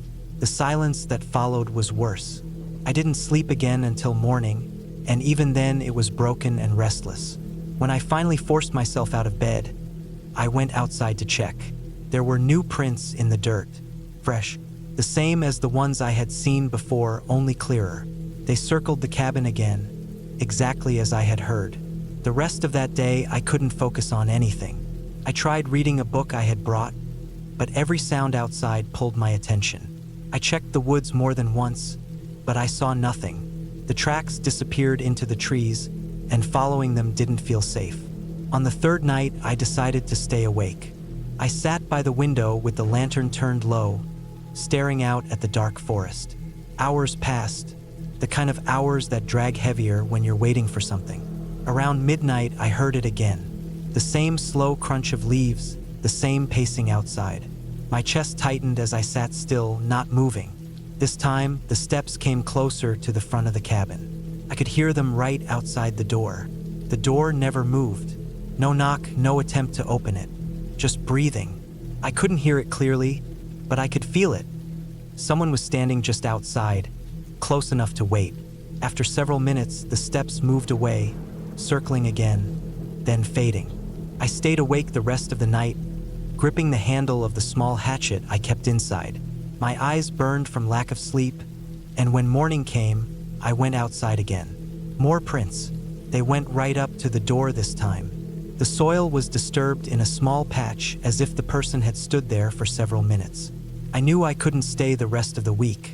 My plan had been to spend days out there alone, but I couldn't handle the thought of another night like that. I packed what I could, loaded it into the car, and made sure the cabin was locked before I left. The drive back down the gravel road felt longer than usual, and I kept checking the mirror, half expecting to see someone there. By the time I reached the main road, I felt a wave of relief. The world looked normal again. Other cars, signs of life, open space. But the image of those prints stayed in my head. Someone had been out there, circling the cabin night after night, watching, waiting. When I finally got home, I unpacked slowly. The silence of my house felt different from the silence of the woods. Safer, but still heavy. That night, I slept with the lights on, something I hadn't done since childhood. The next morning, I checked the locks on my doors and windows 3 times before leaving for work.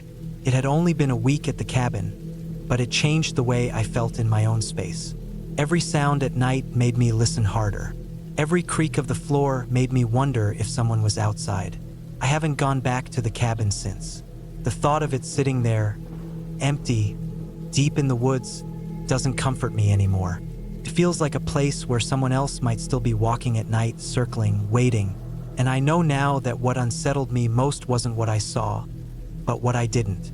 Whoever was out there never tried to speak, never tried to break in. They just made their presence known, enough to let me know I was not alone, enough to make the quiet feel dangerous. The cabin is still there, but I don't think of it as mine anymore. It belongs to the woods, and to whoever walked around it those nights. All I can do is remember the sound of those footsteps, and the way they never hurried, as if the person knew exactly how much fear they were planting just by being there. That was the clear ending of it. I left and I never went back.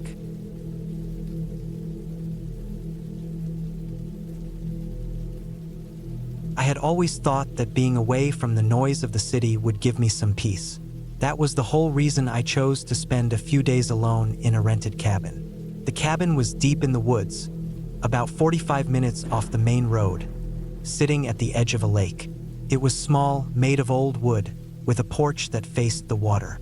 There was no one else around for miles, at least not that I had seen on my way in. The road was mostly dirt and gravel, twisting through thick trees until it opened to the small clearing where the cabin sat.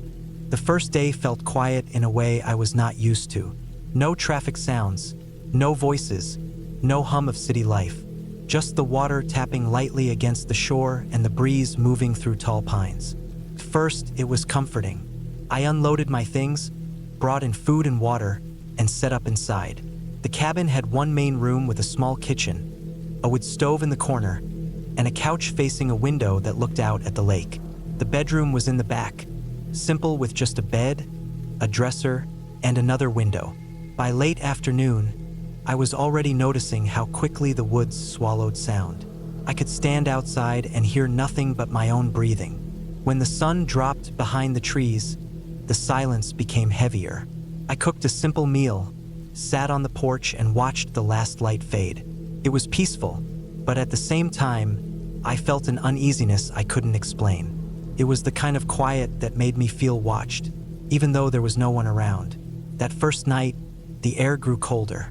I closed all the windows, locked the doors, and sat by the small wood stove until the cabin was warm. I turned off the light and went to bed, listening to the faint creaks of the old wooden frame shifting with the temperature. At some point in the night, I woke up to the sound of a branch snapping outside. It was sharp, loud, close to the cabin. I lay still in bed, straining to hear more. For a long moment, there was nothing. Then the sound of leaves crunching softly. Could have been a deer, I told myself. The woods were full of animals, but the sound didn't move away. It circled slowly, like something or someone was walking just outside. I stayed awake until the sound finally faded, then drifted into an uneasy sleep. In the morning, I tried to shake it off. I went down to the lake, skipped rocks across the surface, and explored the woods a little. The cabin seemed normal again in the daylight. But that night, the sounds came back. More branches snapping, more leaves crunching, always slow, deliberate steps. This time I stayed up late, sitting in the dark by the window with the stove burning low. I saw nothing outside, but I knew I wasn't imagining it. The next morning, I walked the perimeter of the cabin. That's when I found the footprints. They weren't animal tracks. They were clear shoe prints in the soft dirt near the porch steps. Someone had been walking around the cabin at night. The prints circled to the back window of the bedroom, then disappeared into the trees. Cold knot formed in my stomach. This wasn't some random animal. Someone had been there, close enough to peer through the glass while I was sleeping inside. I told myself maybe it was a hunter passing through, maybe a fisherman who had come down to the lake. But if that was true, why at night? And why circle the cabin? That day dragged on slowly, couldn't relax. Every sound of the woods seemed sharper, closer. I checked the locks on the doors twice. I kept my phone close even though I had no reception out there. The cabin felt smaller, less like a retreat and more like a trap. That night, I barely slept. Around midnight, the noises returned. This time, the steps were heavier. They came right up to the porch. The wooden boards creaked under the weight. I held my breath in bed, heart pounding so hard I thought it would give me away. I heard the slow movement across the porch, then the faint rattle of the doorknob. Someone was testing it, gently, quietly, as if not wanting to wake me. I stayed frozen, gripping the blanket, staring at the dark ceiling. After a while, the sound stopped. Then came the long silence. Too long. I didn't move until dawn lit the windows. When I stepped outside, the footprints were back. Clearer this time, pressed deep into the damp ground.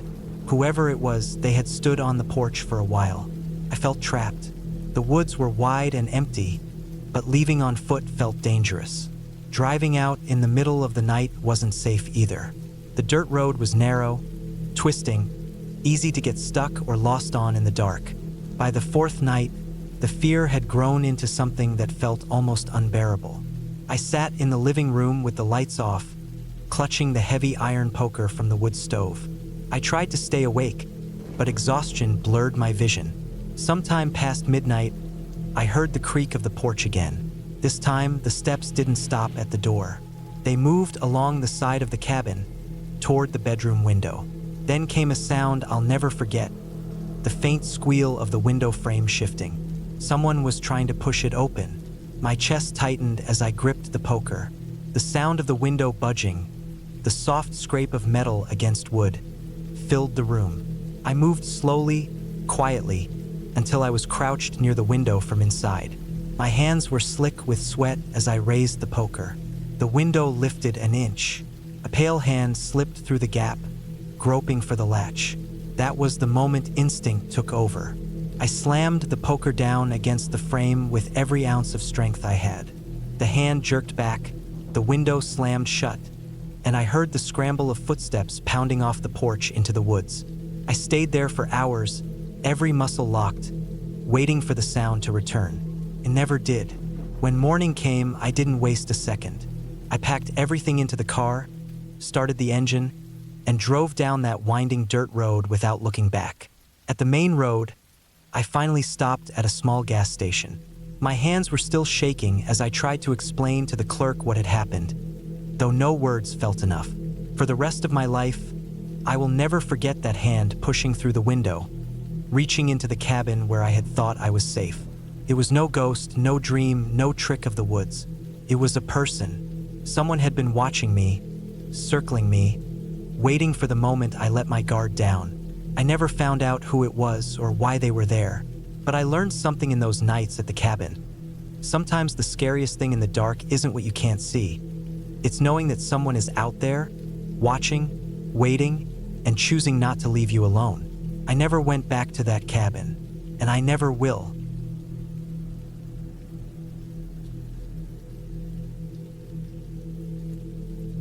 I remember the day I decided to drive out to that cabin more clearly than I want to. It was one of those choices that felt simple at first, something that seemed harmless, even peaceful, but then it slowly unraveled into something far heavier than I could ever have expected. I had rented the place for a week. It was small, tucked deep in the woods, far from the main road, the kind of place people go when they want silence and nothing else. The idea of being away from noise, away from people, away from everything, felt like exactly what I needed. I thought being alone there would help me clear my head. The drive out wasn't bad at first. The paved roads turned into narrow gravel paths, then into dirt tracks that wound between thick walls of trees. By the time I reached the driveway that led to the cabin, the sun was already low and bleeding orange through the gaps in the branches. The cabin sat at the end of a rough, uneven trail. It looked older than it had in the pictures, smaller too, with weathered wooden boards and a roof that sagged a little on one side. The place didn't look welcoming, but I told myself that was the point. I hadn't come for comfort. I had come to get away from everything. Inside, it smelled like old wood, dust, and faint smoke, like whoever had last used the fireplace hadn't bothered to clean it out. The furniture was basic. A wooden table with 2 chairs, a worn-out couch, a single bed with a thin mattress, and a couple of shelves. The floor creaked under every step, and the windows were streaked with grime, the kind that only comes after years of being left untouched. There was no power, no signal, and no running water besides the hand pump outside. It was quiet, too quiet, the kind of quiet that made my own movements sound louder than they should. The first evening passed slowly. I unpacked a few things, set some food out, and lit a couple of lanterns. The air cooled fast, and when darkness settled in, it felt thick, like it was pressing against the cabin walls. I could hear things out in the woods, branches snapping, leaves rustling. But that was normal, I told myself. Animals, maybe deer, maybe raccoons. I tried to read by lantern light, but I found myself putting the book down again and again just to listen. Every sound made me pause. It was different being so far out, where there was no road noise, no hum of distant engines, no background voices. Out here, every sound carried weight. That night, I lay in the bed, staring at the low ceiling while the wind moved against the walls. The mattress springs groaned under me when I shifted, and the thin blanket barely kept the cold away. Sleep didn't come easy. I closed my eyes, opened them, rolled over, and repeated that pattern for hours. When I finally drifted off, it was shallow and restless. I woke to a noise, a hard, sharp crack. I sat up, heart hammering, ears straining. At first I thought it was just a tree branch breaking, but then I realized it had sounded closer, heavier, not far off in the woods, but somewhere near the cabin. I stayed still for what felt like minutes, waiting, listening. The night air pressed in through the cracks in the window frame. Nothing else came, and after a while I told myself it was probably nothing. Just the woods settling. Still, it was hard to sleep again after that. The next day, I walked around the cabin, trying to get used to the place. The trees grew thick around it, tall pines and oaks, their branches blocking most of the sky. The ground was uneven, covered with old leaves, rocks, and roots. Behind the cabin, about 50 feet back, there was a slope that led down to a small stream. The water moved slowly, dark and cold, winding its way deeper into the forest. I filled a jug there, the water bitter and metallic on my tongue, but it was all I had. I tried to make the day feel normal. I cooked some food, wrote in a notebook, and sat outside for a while. The air smelled damp and earthy, and the sound of birds carried faintly through the trees. For a while, it felt almost peaceful, like maybe I could actually settle in. But that night, the unease came back. It started again with the noises, snapping branches, heavy steps, the sound of something moving close, too close. This time, it didn't feel like deer. I lay on the bed in the dark, barely breathing, eyes locked on the shadows that played across the ceiling from the lantern I had blown out. My mind kept painting images of someone out there, someone circling the cabin slowly, careful not to be seen. I kept telling myself it was just animals, but the thought wouldn't stick. The steps had rhythm, weight, like they belonged to something that knew where it was going. When the sound stopped, I stayed awake for hours, waiting for it to start again. My body was tense, every muscle ready to move, but nothing else happened. By the time the sky began to pale outside the window, I was exhausted. The third day, I started noticing small things. A chair I thought I had pushed under the table sat slightly out. A window latch I had fastened was loose. A lantern that I remembered setting on the floor had been shifted onto the shelf. At first I thought I was just misremembering, that maybe I hadn't been paying enough attention. But as the hours passed, I grew more certain. Things weren't staying the way I left them. I tried to push the thought away, but it stuck with me. I found myself checking the door again and again, making sure it was locked. I checked the windows, the corners, the shelves. Every creak of the floor felt louder, sharper, more deliberate. The silence of the woods didn't feel empty anymore. It felt full, like something was out there, listening, waiting. That night was the worst yet. I heard the steps again, but closer this time. They circled the cabin slowly, stopping, starting, pausing right near the windows before moving again. My throat was dry, and my heart felt like it was going to punch its way through my chest. I didn't move. I didn't breathe. I just lay there in the dark, staring at the ceiling, listening. At one point, I was sure I heard something brush against the wall, a low scraping sound, like a hand or a tool dragging along the wood. It went on for what felt like forever. Then silence. The kind of silence that makes you realize how loud your own heartbeat is. By morning, I was drained. My hands shook as I tried to light the lantern. I went outside and looked around the cabin, my eyes scanning the dirt and leaves. That's when I saw them. Prints.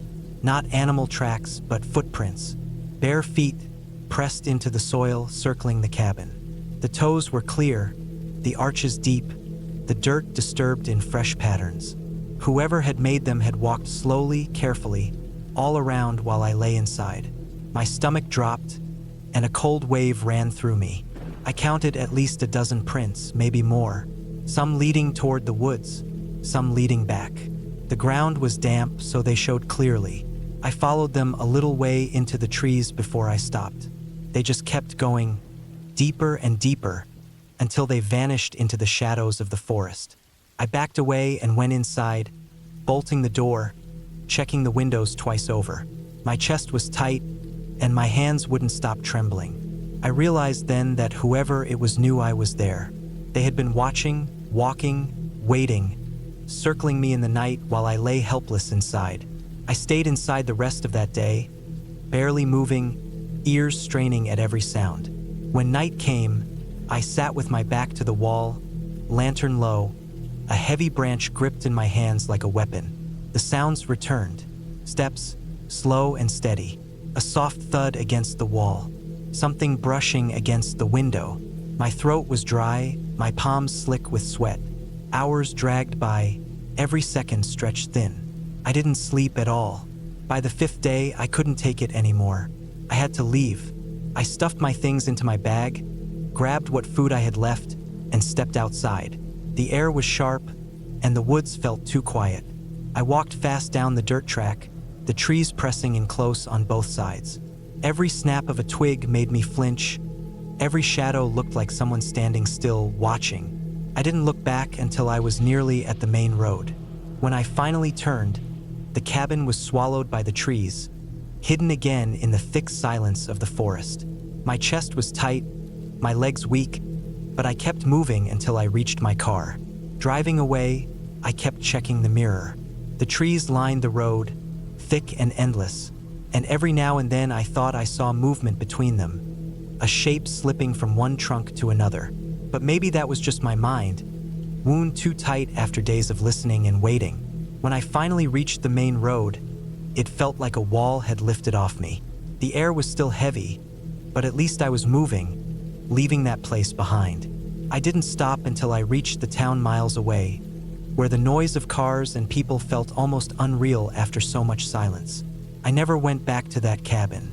I never asked who else might have been out there, who had walked barefoot around the walls while I lay awake, frozen inside. Some questions are better left unanswered. All I know is that I wasn't alone in those woods, and the thought of whoever it was still being out there, circling someone else's cabin tonight, still.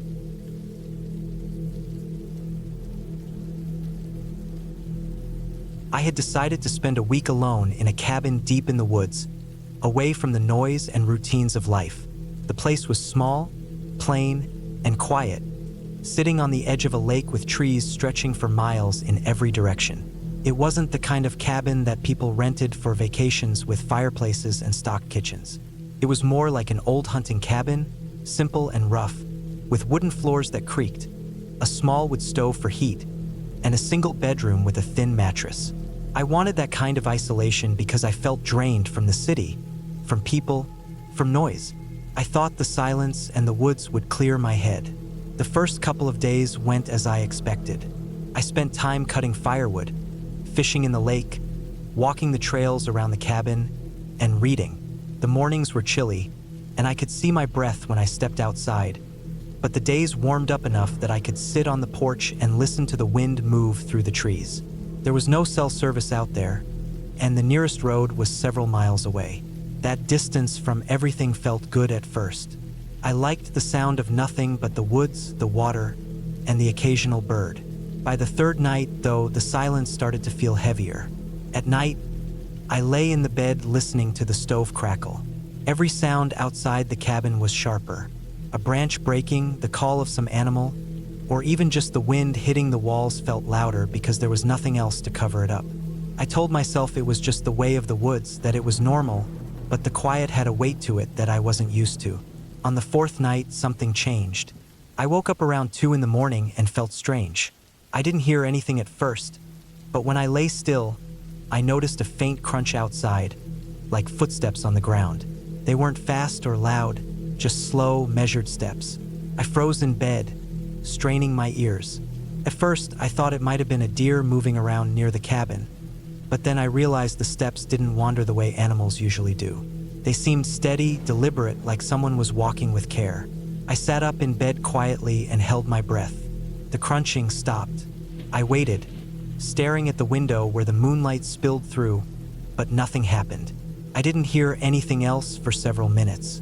My heart was pounding, and I felt sweat forming on my forehead even though the air was cold. After a while, I convinced myself it was probably an animal after all and that I was only imagining the difference. I laid back down, though it took a long time before I fell asleep again. The next morning, I checked outside. I walked around the cabin and saw faint marks in the dirt, but the ground was hard, and I couldn't tell if they were footprints or just old impressions from boots left long ago.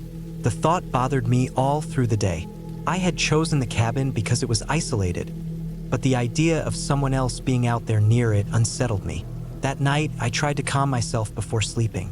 I kept the lantern burning low in the main room and shut the door to the bedroom. I listened hard as I lay in bed, waiting for any sound.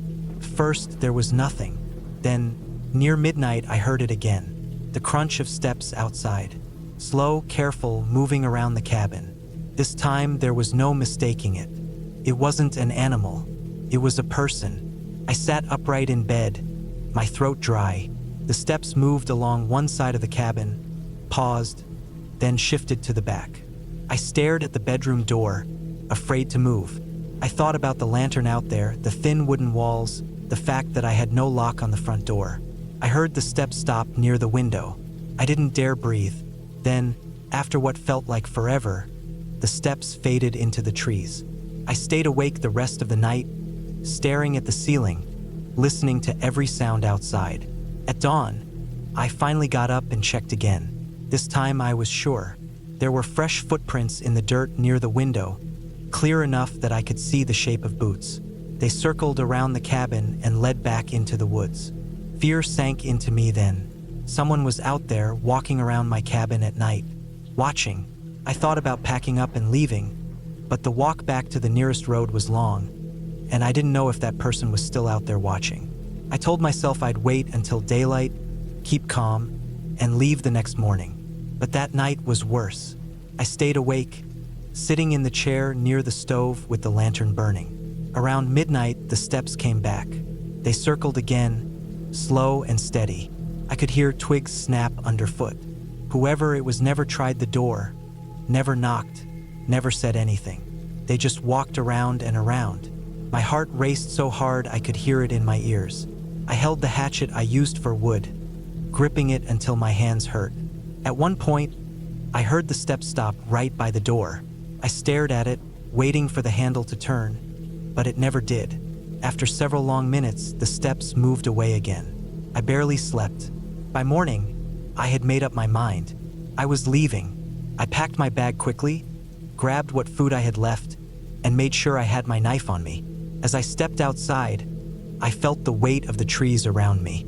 The footprints were clearer in the daylight, circling the cabin again, leading off into the woods. I started walking the trail back toward the road, my pack heavy, my hands shaking. The whole time I felt watched. Every sound in the woods made me turn my head. At one point, I thought I heard steps behind me, but when I stopped, the woods went silent. It took hours to reach the road. When I finally saw the dirt path cut through the trees, I felt a rush of relief. I didn't look back as I walked toward it. When I finally got back to town, I rented a room in a small motel. That night, lying in a real bed with walls and locks around me, I thought about the cabin, the steps, and the person out there in the woods. I never saw who it was. I never learned why they circled the cabin night after night without saying a word, without trying to get inside. What stayed with me most wasn't what happened, but what didn't happen. The not knowing. The thought that someone could be out there, just watching, waiting, with no clear reason. I never went back to that cabin, and I never spent another night alone in the woods again.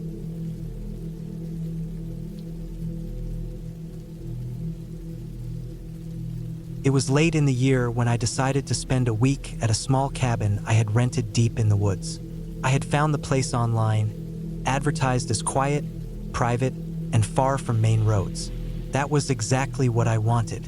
I had been living in the city for too long, and the noise, the lights, and the endless movement of people had worn me down. I wanted nothing more than silence and space. The cabin sat about a mile off a dirt road, reached by a narrow path that wound between tall pines and clusters of thick undergrowth.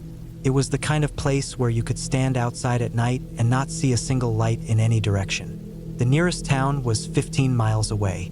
That sense of isolation, at first, felt like freedom. The cabin itself was small, made of dark wood, with a slanted roof and a small porch. It had a single bedroom, a little kitchen, and a living space with a wood stove. There was no internet, no phone signal, and no television. Only a small radio sat on the counter, powered by batteries. The silence when I first arrived was overwhelming. Even the crunch of my boots on the porch steps sounded too loud, like it disturbed something that had been sleeping there for a long time. I unpacked my bags slowly, folding clothes and placing them in the drawers of the wooden dresser. I stacked canned food on the shelf in the kitchen and placed bottled water by the counter. I had brought more than I needed, knowing that once I settled in, I would not want to drive back out to the store. My plan was simple: wake up late, take long walks in the woods, read, and maybe try my hand at writing. I had imagined the week as a way to strip everything down to the basics. The first day was quiet, just as I expected. I sat on the porch for hours, listening to the wind in the trees and the occasional call of birds. When night fell, the darkness was absolute. The only light came from the weak lantern I carried and the glow of the fire I built inside the stove. I slept early, wrapped in blankets, listening to the soft crackle of burning wood. The second day, I wandered further into the woods. I followed faint game trails, noticing the way the ground dipped and rose, how the trees grew thicker in some places and opened in others. I saw signs of deer, scat, and tracks, and once I saw the sudden flash of a white tail bounding away through the brush. The air smelled sharp and cold. It was the kind of air that makes you breathe deeper, as if your body knows it is cleaner than what you're used to. It was on the evening of the third day that something shifted. I had returned from another long walk, tired but calm, and was sitting inside the cabin with the stove glowing warmly. I had left one of the windows cracked slightly to let in fresh air. I was half asleep in the chair when I heard a sound. It wasn't loud, but it was distinct. The crunch of something stepping on dry leaves outside. I froze. My first thought was deer, maybe moving close to the cabin. But deer tend to move lightly, and the sound I had heard was heavier, slower, almost like the deliberate weight of a person walking. I sat there, staring at the dark window, every muscle in my body tight. The sound didn't repeat. I stayed in that chair for nearly an hour, listening so hard that my ears ached. Nothing else came. The next morning, I convinced myself it had been nothing. Maybe an animal, maybe even the house settling or branches falling. But when I stepped outside, I noticed something in the dirt near the side of the cabin. A mark. At first I thought it was just an animal track, but the longer I looked, the clearer it became. It wasn't a paw print. It was the partial outline of a shoe. I stood there staring at it for a long time. My mind tried to explain it away. Maybe it was my own footprint from when I had unloaded the car. But the tread was faint, and it pointed toward the cabin, not away from it. It looked fresh, pressed into the damp soil where the dew had been heavy overnight. I walked slowly around the cabin, scanning the ground. On the far side, near the trees, I thought I saw another faint impression, but the grass and leaves had disturbed it too much to be sure. A nervous feeling crawled up my back, but I pushed it down. Could have been left days ago, maybe even weeks ago. People must come here sometimes. It didn't have to mean anything. The day passed quietly, but I noticed myself moving differently.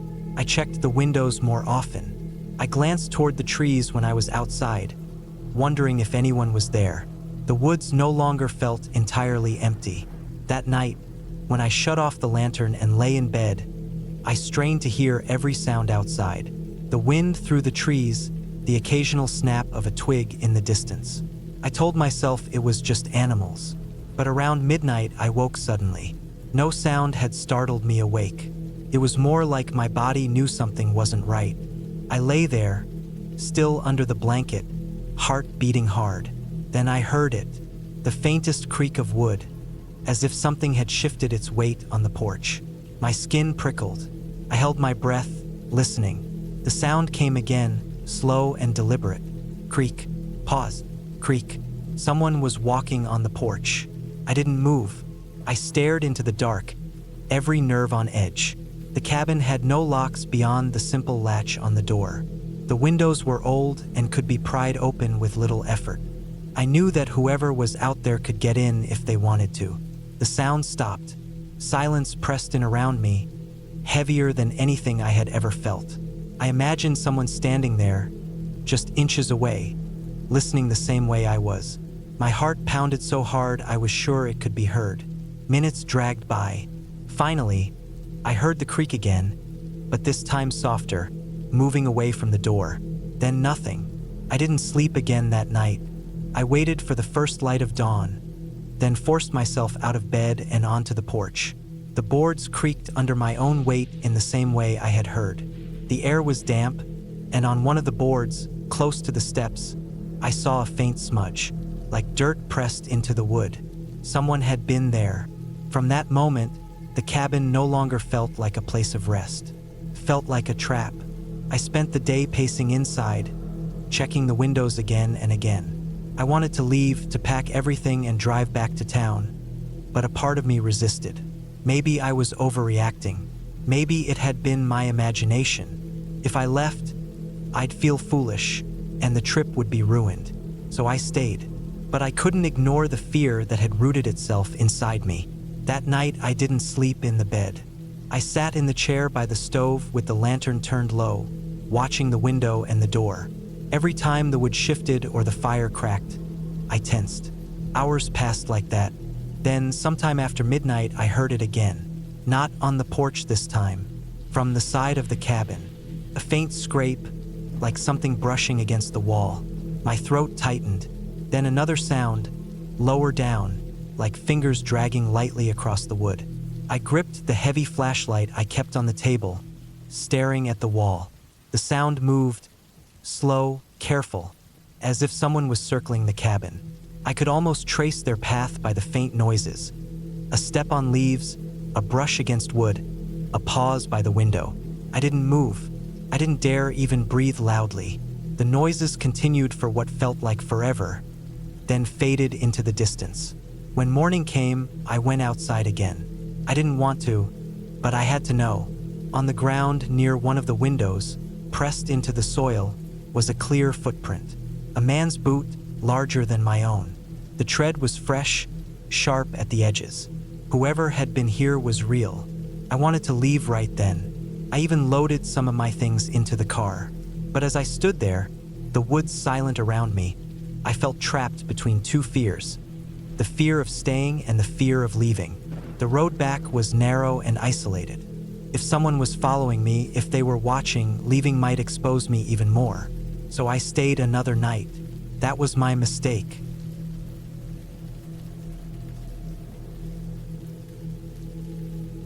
I had rented the cabin without much thought. It was early autumn, and the pictures online had shown a small wooden place tucked away in the woods, near a lake that was said to be quiet and almost never visited. I had wanted silence. I had wanted space from people. My work had been eating at me for months, and I felt like I was starting to lose focus on everything. The cabin looked perfect, remote enough to feel like a retreat, but not so far that I couldn't reach a road or a small town in case I needed supplies. When I first arrived, the dirt road leading there had been rough. My car bounced and rattled as I drove over rocks and shallow ruts, the trees closing in around me the deeper I went. The air was colder than it had been back in town, and it carried that heavy smell of damp earth, fallen leaves, and pine. When I finally pulled up to the cabin, it looked smaller than I expected. The wood was dark, worn from weather, and the roof sagged just slightly at the middle. There was a small porch, a single wooden chair, and a window with half-broken blinds. I parked the car just beside it where the dirt cleared into a small open patch. Inside, the cabin was basic. A single room with a wood stove in the corner, a small table with 2 chairs, and a bed pushed against the far wall. There was another tiny room behind a door, what passed for a bathroom, but it was just a toilet and a sink with rusty pipes. The water worked, though it sputtered loudly. There was no shower. The kitchen area was only a counter with an old propane stove. It smelled faintly of dust and stale wood smoke, the kind of smell that clung to everything. At first, it felt peaceful. I spent the first day just settling in. I unpacked some food, set my bag on the bed, and stacked the wood pile outside against the wall so I wouldn't have to go searching at night. I walked to the lake later that evening. It was maybe half a mile down a faint trail, and the water looked still, almost black in the dim light. The surface didn't ripple. It was like a sheet of glass surrounded by trees leaning inward. I sat there for a while, listening to the quiet. No boats, no voices, not even birds by the time the sun dipped low. just the faint creaks of trees moving in the cold breeze. The first night was uneventful. I lit the stove, warmed the cabin, ate a can of soup, and stretched out on the bed with a flashlight and a paperback. The wind outside picked up, and I could hear branches brushing against the roof. But it was nothing unusual, nothing alarming. I fell asleep feeling like I had made the right choice. The second day was when things started to change. I woke up early, before the sun was fully out. My phone had no signal, which I had already known it wouldn't, but I still checked it out of habit. The cabin felt colder, the stove had gone out in the night, and the windows showed a thin layer of condensation. I made some coffee on the propane stove and stepped outside onto the porch. That was when I noticed something odd. There were footprints in the dirt near my car. At first, I thought they were mine from unloading bags, but they were positioned differently. They came from the side, from the trees, and circled near the back of the car. They weren't boot prints like mine either. They looked like shoes, maybe work boots, smaller than mine. The soil had hardened overnight, but the prints were clear enough to see. I crouched down and studied them for a while. They led toward the cabin, then seemed to stop near the porch, like someone had stood there for a while. I tried to convince myself it was probably just an old hunter or maybe even the property owner checking around. But the thing that unsettled me most was how fresh they looked. I spent most of that day trying not to think about it. I chopped some kindling, walked down to the lake again, and made a small fire pit outside. But every time I glanced back at the dirt by the porch, those prints stood out in my mind. I didn't see or hear anyone all day, not a single person. By evening, I started to feel a little uneasy, so I made sure to double-check the door lock. It was just a flimsy latch, nothing that would keep anyone determined out. That night, as I lay in bed, I heard something, a faint crunch like footsteps on leaves. I froze and held my breath. Could have been a deer, I told myself, or maybe branches falling. But the sound came again, slow, deliberate, closer this time. I sat up and turned off the flashlight I had been reading with. The cabin was completely dark except for the faint glow from the stove. My ears strained for every sound. After a long pause, I heard the creak of the porch. The wood boards gave under weight. Someone was out there. I didn't move. I didn't make a sound. The creaking stopped, and for a few minutes there was nothing. Then I heard it again, the faintest scrape against the wall near the window. My chest tightened. I didn't want to look. I just sat there in the dark, gripping the edge of the blanket, trying to breathe as quietly as I could. After what felt like an hour but was probably just minutes, the noises stopped. The next morning, when I finally stepped outside, there were new footprints in the dirt. Fresh ones. They circled the cabin. Whoever had been there hadn't come by accident. They had walked around the cabin deliberately, maybe even stopped to look through the windows. From that moment, I couldn't relax. Every noise, every creak, every gust of wind against the wall made me tense. I thought about packing up and leaving, but I had paid for the place and the idea of driving the rough dirt road back out in the dark didn't appeal to me. So I stayed, trying to convince myself it wasn't a big deal. But each night, it kept happening. The third night, I heard the porch again, but this time there was also a faint rattle at the door latch. Not hard, not forcing it, but testing it. My throat went dry as I stared at the door from across the room, half expecting it to swing open. I sat awake until morning, every muscle in my body stiff with tension. During the day, I searched the woods around the cabin. I didn't see anyone, but 100 feet away I found a cigarette but pressed into the dirt, still fairly fresh. I didn't smoke, and no one had been there before me that I knew of. Whoever it was, they were hanging around close, watching. By the fourth day, my nerves were frayed. I barely ate. I barely slept.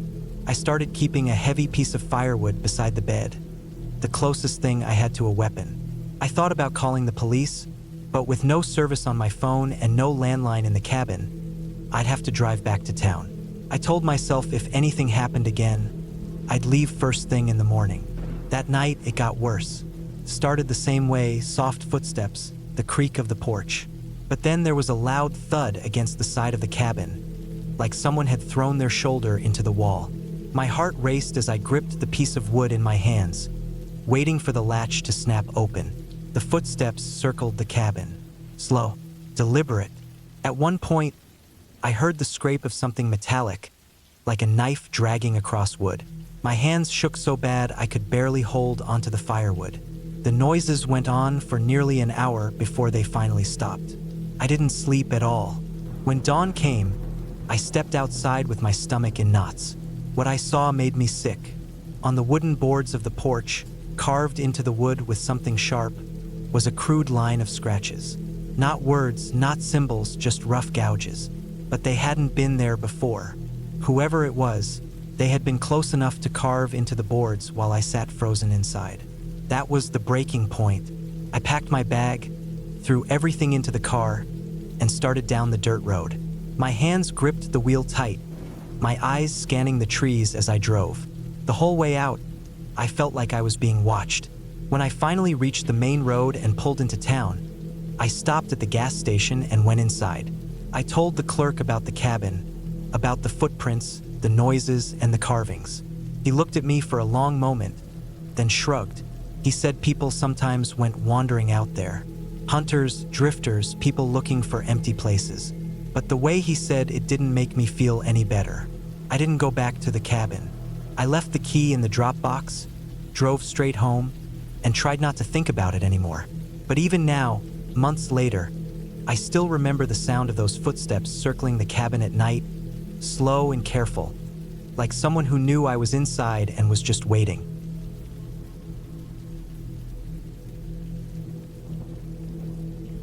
I had been looking forward to some quiet days away from everything, so I rented a small cabin deep in the woods.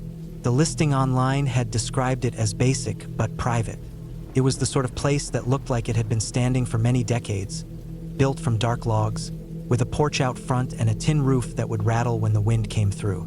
The photos made it look old but strong, and I wanted that feeling of being away from town, away from traffic, away from all the noise that filled my daily life.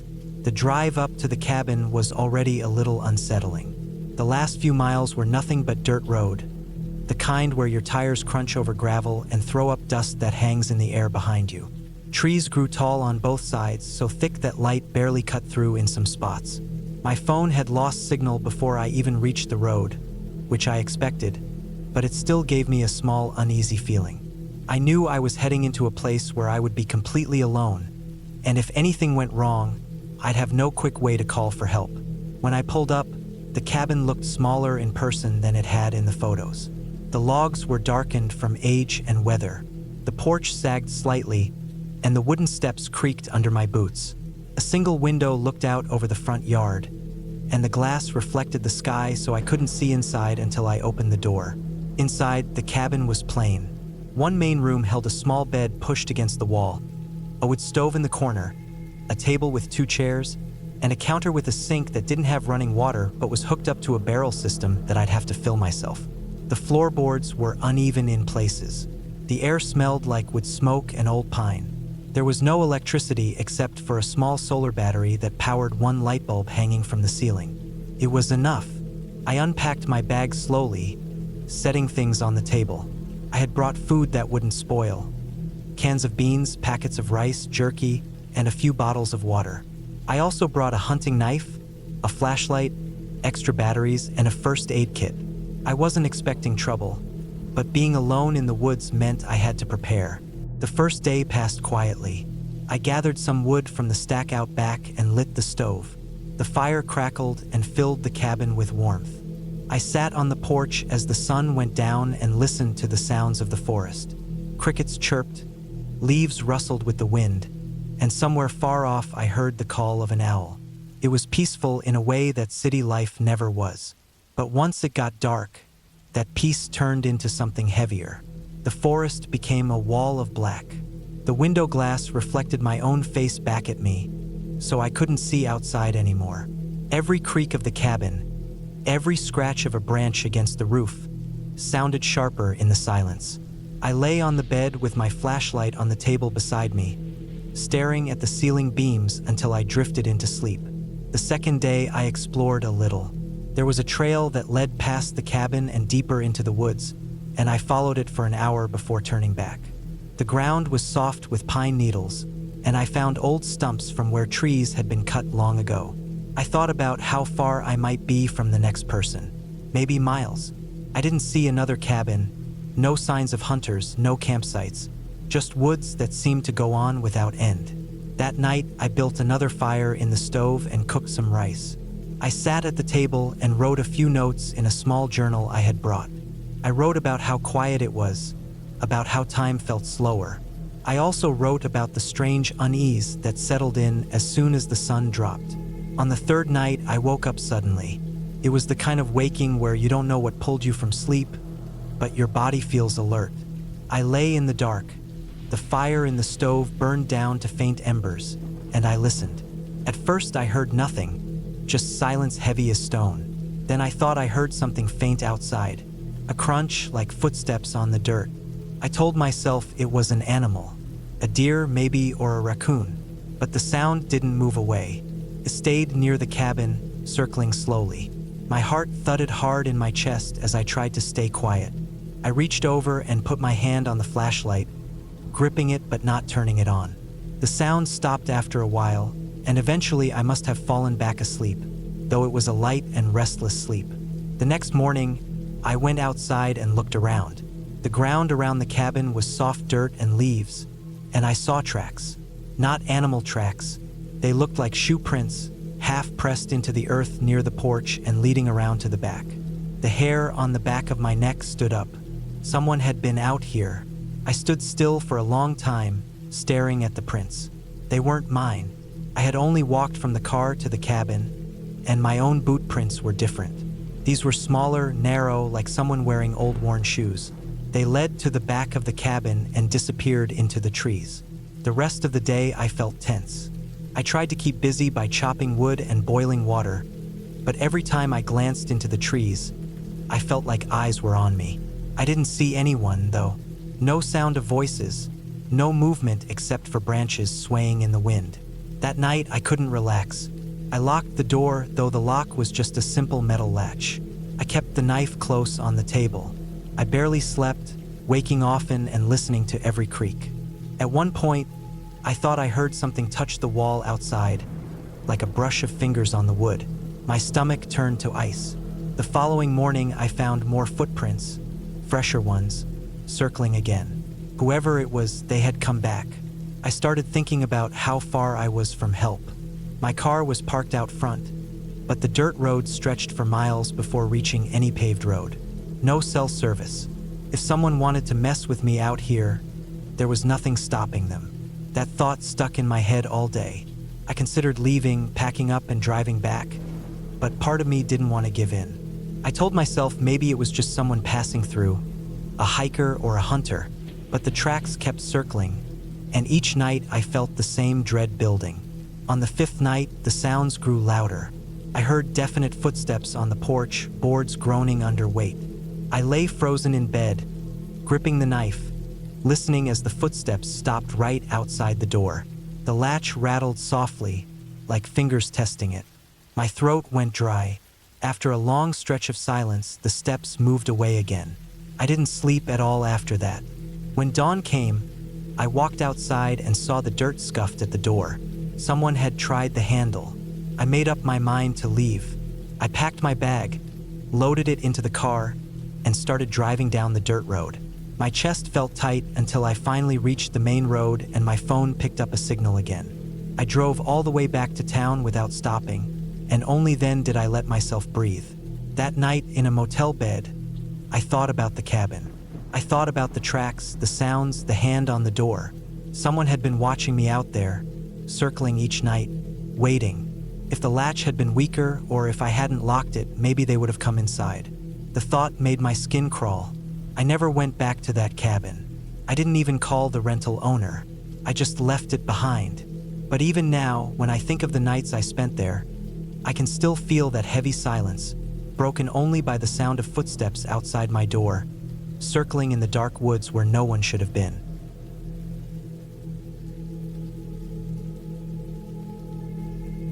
I had been looking forward to a few days away from everything. Life had been heavy on my shoulders, and I wanted to disappear into the woods where the noise of the world could not reach me. A friend had once told me about an old rental cabin deep in a valley 2 hours away from the nearest town, surrounded by pine trees, hills, and not much else. It wasn't the kind of place people went to for luxury or comfort. It was plain, old, and isolated, but that was exactly what I wanted. I booked it for a week, packed up food, water, and supplies, and made the long drive on a narrow road that twisted through forests and slopes until it ended in gravel. The cabin stood low against the trees, its roof worn, the wood faded to gray from years of sun and rain. It looked smaller than I imagined, with just one main room, a tiny kitchen area, and a bedroom in the back. The bathroom was an outhouse about 20 yards away, which I noticed immediately would make nights less than pleasant. There was no electricity, no signal on my phone, and the water came from a rusty pump outside. Still, there was something calming about the silence. No cars, no voices, no screens. Just the sound of wind through branches and the smell of pine and damp earth. The first day passed easily. I unpacked, set up my food, checked the lanterns and flashlights I brought, and walked around the valley to get a feel of the land. There was a small creek running behind the cabin, shallow but steady, with smooth stones and fallen branches scattered along its course. A path wound into the woods, though it looked more like an animal trail than something people used. I didn't plan to wander too far. My plan was to stay close, read, write, and enjoy the quiet. When the sun went down, the valley darkened quickly. The trees on both sides seemed to lean closer as the shadows grew. I lit a lantern and stayed inside, eating a simple dinner while the walls creaked softly. The silence became heavier at night. Every sound carried water dripping, a branch snapping in the woods, the rustle of something small moving in the brush. I reminded myself that animals lived all around here, and their movements were normal. By the time I crawled into the thin bed, I was already half asleep, soothed by the rhythm of the creek outside. The second day was when things began to shift. I woke earlier than usual, just before sunrise, to the sound of movement outside. It was faint, like footsteps crunching slowly over gravel. I stayed still, listening. The sound faded after a moment, and I convinced myself it was probably a deer moving around. Still, when I stepped outside later, I noticed impressions in the dirt near the pump. They looked like shoe prints, not hooves. I studied them for a while. They weren't sharp enough to make out the tread clearly, but the shape was human. The thought made me uneasy, but I brushed it aside. Maybe someone had been here before me, maybe a hunter or hiker. I tried to shake it off and spent the day writing in a notebook, walking short distances and sitting by the creek. But I couldn't stop looking around more than usual, listening for sounds in the trees. Around late afternoon, as I gathered wood for the stove, I noticed something odd. A faint trail of broken branches leading from behind the cabin into the woods. At first, I thought it was just where deer pushed through, but the spacing of the breaks seemed deliberate, like someone marking a path. I told myself not to overthink. That night was colder. I built a fire in the stove and listened to it pop while I ate. Hours passed quietly, until a thud came from outside, sharp and close, like something heavy hitting the ground. My body tensed. I sat still, listening, holding my breath. The sound didn't repeat. Eventually, I told myself it was just a branch falling. Still, before I went to bed, I slid one of the heavy wooden chairs against the door. On the third day, I noticed something that unsettled me even more. A small pile of stones was stacked near the side of the cabin. 5 or 6 flat rocks balanced neatly, too neat to be an accident. I hadn't seen them the day before. The placement felt deliberate. I didn't know what to make of it. I left it alone and spent most of the day inside, reading to distract myself, though my eyes kept lifting to the window every few minutes. As darkness came, so did the unease. I could hear movement outside again. Soft, irregular, not like an animal scurrying, but like someone pacing or stepping cautiously. My throat went dry. The lantern cast long shadows against the walls, and the silence between the sounds felt suffocating. I wanted to believe it was my mind playing tricks on me, but deep down I knew something was wrong. I forced myself into bed, though sleep didn't come easy. Every creak of the wood felt louder, every rustle sharper. By the 4th morning, I had barely slept. I stepped outside and immediately saw another change. The stones had been rearranged. Now they formed a small circle, and inside the circle were twigs tied together with a strip of cloth. The cloth looked torn like from a shirt. My chest tightened. Someone had been here during the night. Someone was coming close while I slept. Fear gnawed at me the entire day. I tried to stay calm, thinking logically. Maybe a hiker was playing a prank. Maybe kids had wandered out here. But the cabin was so deep in the valley, so far from town, it didn't make sense. Nobody would come out here just to leave strange arrangements by the door. Whoever it was, they had to know I was inside. That evening, I decided to stay awake as long as I could. I kept the lantern low, sat by the window, and listened. Hours passed. Then, sometime after midnight, I heard it again. Slow, deliberate steps outside, circling the cabin. My heart pounded so hard it felt like it would break my ribs. The steps would stop, then start again, moving from one side to the other. I held the flashlight tightly in my hand, waiting. I didn't move. At one point, I thought I saw a shadow pass across the window. Just a flicker, a shape against the faint moonlight. I froze, too afraid to breathe. The sound of the creak seemed to vanish, replaced by the ringing in my ears. Minutes stretched on until finally the steps faded into the woods. I sat there for the rest of the night, shaking, never closing my eyes. On the fifth morning, I knew I couldn't stay the full week. Something was wrong here, something dangerous. I packed my bag, planning to leave, but when I started my truck, the engine wouldn't turn over. I tried again and again, but nothing happened. I opened the hood and checked, though I didn't know much about engines. That's when I saw the cut. The battery cables had been sliced clean through. My stomach dropped. Someone had done this deliberately. Whoever was out there didn't want me to leave. Panic rose in me, but I tried to think clearly. The nearest town was too far to walk in one day, but if I left early enough, I could make it before dark. I decided I'd start tomorrow morning when I had light. I spent that day barricading the door with furniture, sharpening a piece of wood into a crude weapon, and trying to calm myself enough to plan. That night was the longest of my life. The footsteps returned, bolder now, closer, circling again and again. At one point, something scratched against the wall, slow and deliberate. My mouth went dry, my hands shaking around the flashlight. Then came a sound that chilled me to the bone. The door handle rattling gently, testing. I held my breath, pressing myself against the far wall, praying the chair and furniture would hold.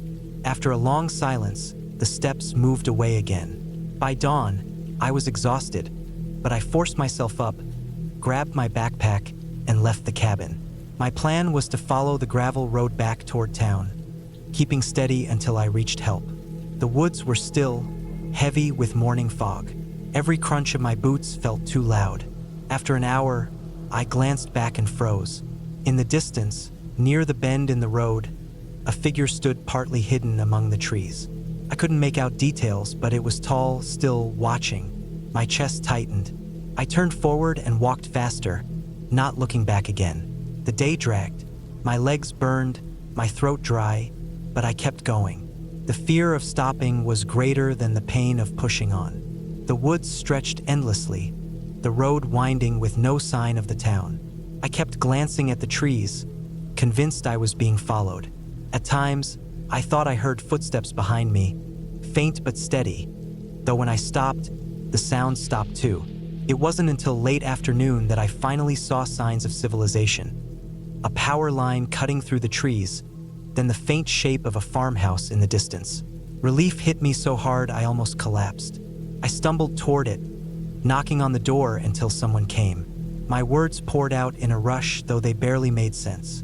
All I cared about was that I was no longer alone. Later, when I returned with help to get my truck, the cabin looked the same from a distance. But when we went inside, everything was different. The furniture I had barricaded was moved neatly back into place. My bag of supplies I had left was gone. And on the bed, a small pile of stones sat where my head had rested nights before.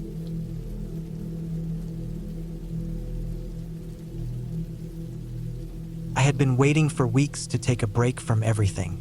Work had been chewing away at me.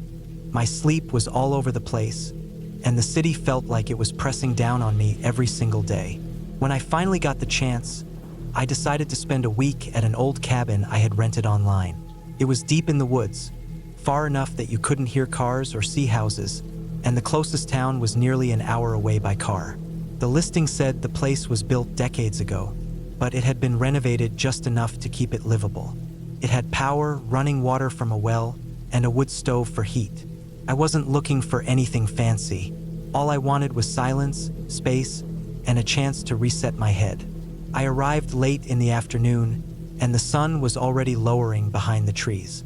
The drive there had been long, twisting through smaller and smaller roads until the pavement ended and I had to crawl along a narrow dirt track.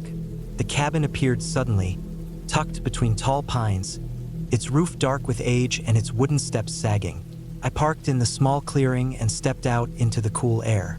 Everything was quiet except for the wind moving through the trees and a distant bird calling. The cabin wasn't large. One floor, a small porch, 2 windows in the front, and a door that looked like it had seen better days. Inside, it smelled faintly of old wood and dust. There was a main room with a small kitchen on one side and a wood stove on the other. In the back was a single bedroom with a narrow bed, a dresser, and a small window that looked out at the woods. There was also a bathroom with a pump toilet and a small sink. I brought in my bags, stacked some groceries in the tiny fridge, and set down the boxes of firewood I had bought on the way. I didn't have much planned for the evening other than settling in, eating something, and getting some sleep. As the sky darkened, I made myself a simple dinner on the small gas stove, ate quietly while listening to the woods outside, and then went through the small routine of locking the front door, checking the back window, and making sure the stove was safe. When I finally lay down in bed, the silence felt heavy but calming. I fell asleep faster than I thought I would. I woke up in the middle of the night. It was the kind of waking where you don't know why you opened your eyes. The cabin was pitch dark, and the only sound was the faint ticking of the cooling stove in the other room. I lay still, staring at the ceiling, trying to figure out if something had pulled me out of sleep. Then I heard it, a crunch outside. It was faint but sharp enough to cut through the stillness, like a footstep on dry leaves. I held my breath, straining my ears. Another crunch came, slower this time. Then silence again. My mind raced. The woods were full of animals, so it could have been a deer, or maybe even a raccoon nosing around. But the sound had a deliberate weight to it, not the quick scurry of something small. It had sounded like someone stepping carefully. I stayed frozen in bed for what felt like minutes. When nothing else happened, I told myself it was nothing, just my head exaggerating things. I eventually drifted back into sleep, though it was a shallow and restless kind. The next morning, light came through the window and I got up, shaking off the unease from the night. I made coffee, ate a quick breakfast, and stepped outside. The air was crisp and cool, the kind of freshness you don't get in the city. I walked around the cabin, taking in the quiet. That was when I noticed the ground near the trees on the side of the clearing. There were prints in the dirt, not deep, but enough that I could make out the shape. They weren't from a deer, they were shoes. Someone had been standing there, near the tree line, facing the cabin. I stood there for a long moment, my stomach tightening. Could have been from before I arrived, I thought. Maybe a hiker had passed through days earlier. But the dirt was soft from rain that had fallen 2 days ago, and the edges of the prints were sharp. They looked fresh. I tried to brush it off. I told myself I was overthinking. I had come out here to relax, not to scare myself with every little thing. Still, I couldn't shake the thought of those prints. The day passed quietly. I spent most of it inside reading, writing in a notebook, and stepping out every so often just to breathe in the clean air. By evening, I had convinced myself the prints weren't worth worrying about. I cooked, ate, and as the sun sank, I went through the same steps of locking up the cabin. That night, though, I couldn't sleep as easily. I lay in bed listening harder than before, waiting. For a long time, there was nothing but the sound of the woods. Then, when I was just starting to drift, I heard it again. Crunch. This time it was closer. I sat up, heart thudding. I didn't move toward the window, didn't dare make a sound. Another crunch followed, and then another, slow and spaced out. Whoever or whatever it was walking just beyond the cabin. Then it stopped. I sat there, barely breathing, for what felt like hours. My body ached from staying still. Eventually, the silence stretched on long enough that I lay back down, but I didn't really sleep. In the morning, I forced myself to go outside and check. The ground on the far side of the cabin had new prints, clear as day, circling half the clearing before fading back into the trees. Someone had been walking around the place in the middle of the night. I felt a cold weight settle in my chest. This wasn't just animals. Someone was out there, and they knew I was here. I spent the day tense, every sound from the woods making me glance up. I thought about leaving, but part of me resisted. I had driven all this way, paid for the cabin, and I didn't want to give up after just 2 nights. Besides, I didn't know who was out there. Maybe it was some local cutting through the woods. Maybe they were just passing. I didn't want to overreact. But as the sun went down again, I felt dread creeping in. I locked the door earlier, closed the curtains, and sat with the lights off, listening. That night was worse. The sounds came again, but not just footsteps. I heard something scrape along the wooden wall of the cabin, slow and dragging. My skin crawled at the sound. Then there was a tap against the window glass, so light it could have been imagined, but I knew I hadn't imagined it. I didn't move. I stayed in the bed, staring into the dark, every muscle rigid. At some point the sound stopped, but I didn't sleep. By the 4th day, I knew I couldn't stay. This wasn't paranoia anymore. Someone was coming here at night, circling the cabin, testing it. The prints, the scraping, the tap on the glass, it was all too deliberate. I packed my things that morning, stuffing clothes and food back into bags with shaking hands.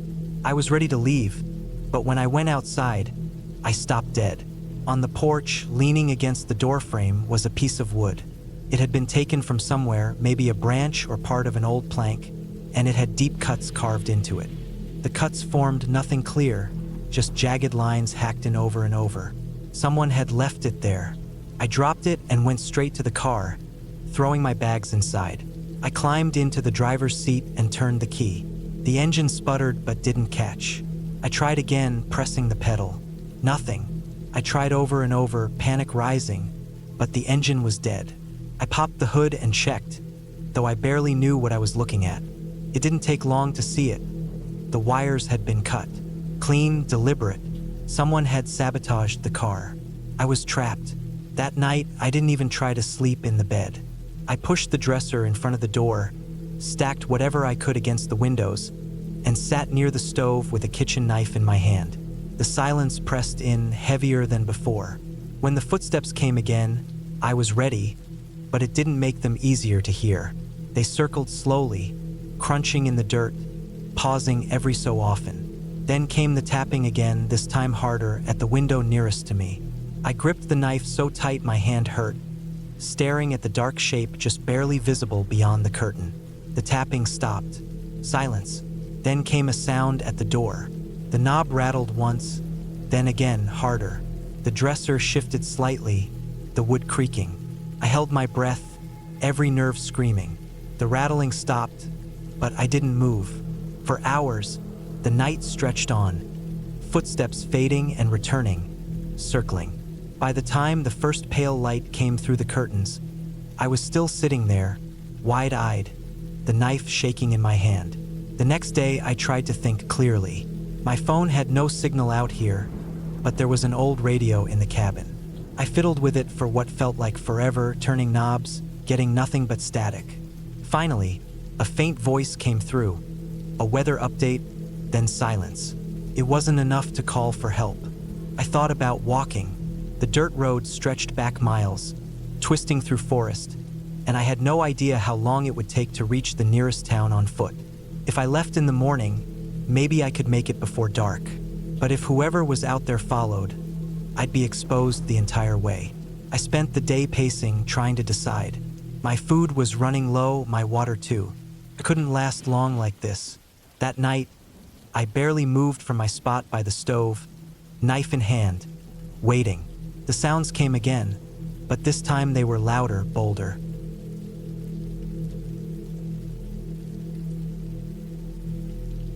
I went to the cabin to spend a few days alone, away from everything.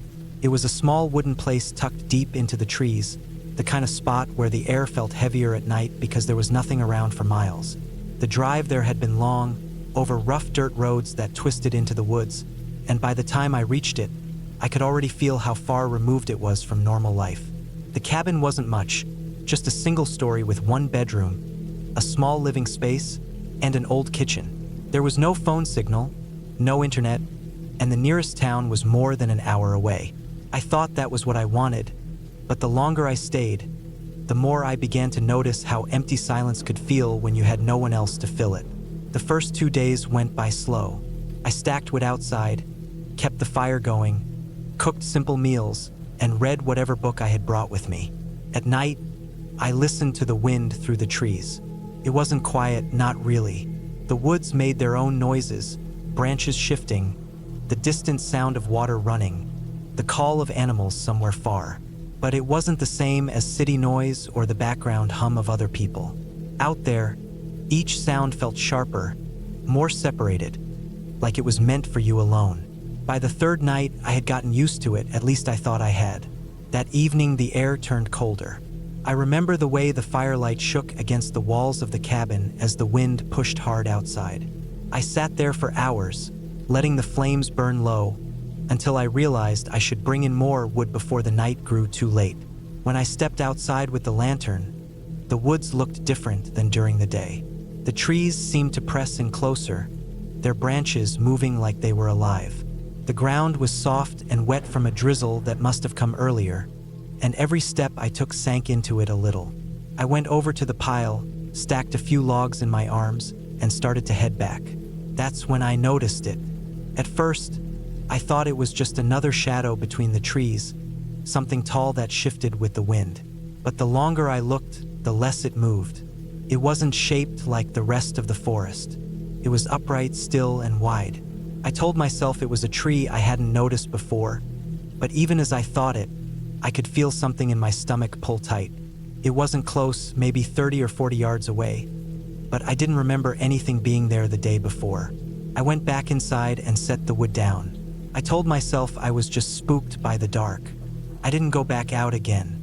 The fire burned out slow, and I wrapped myself in a blanket on the old couch.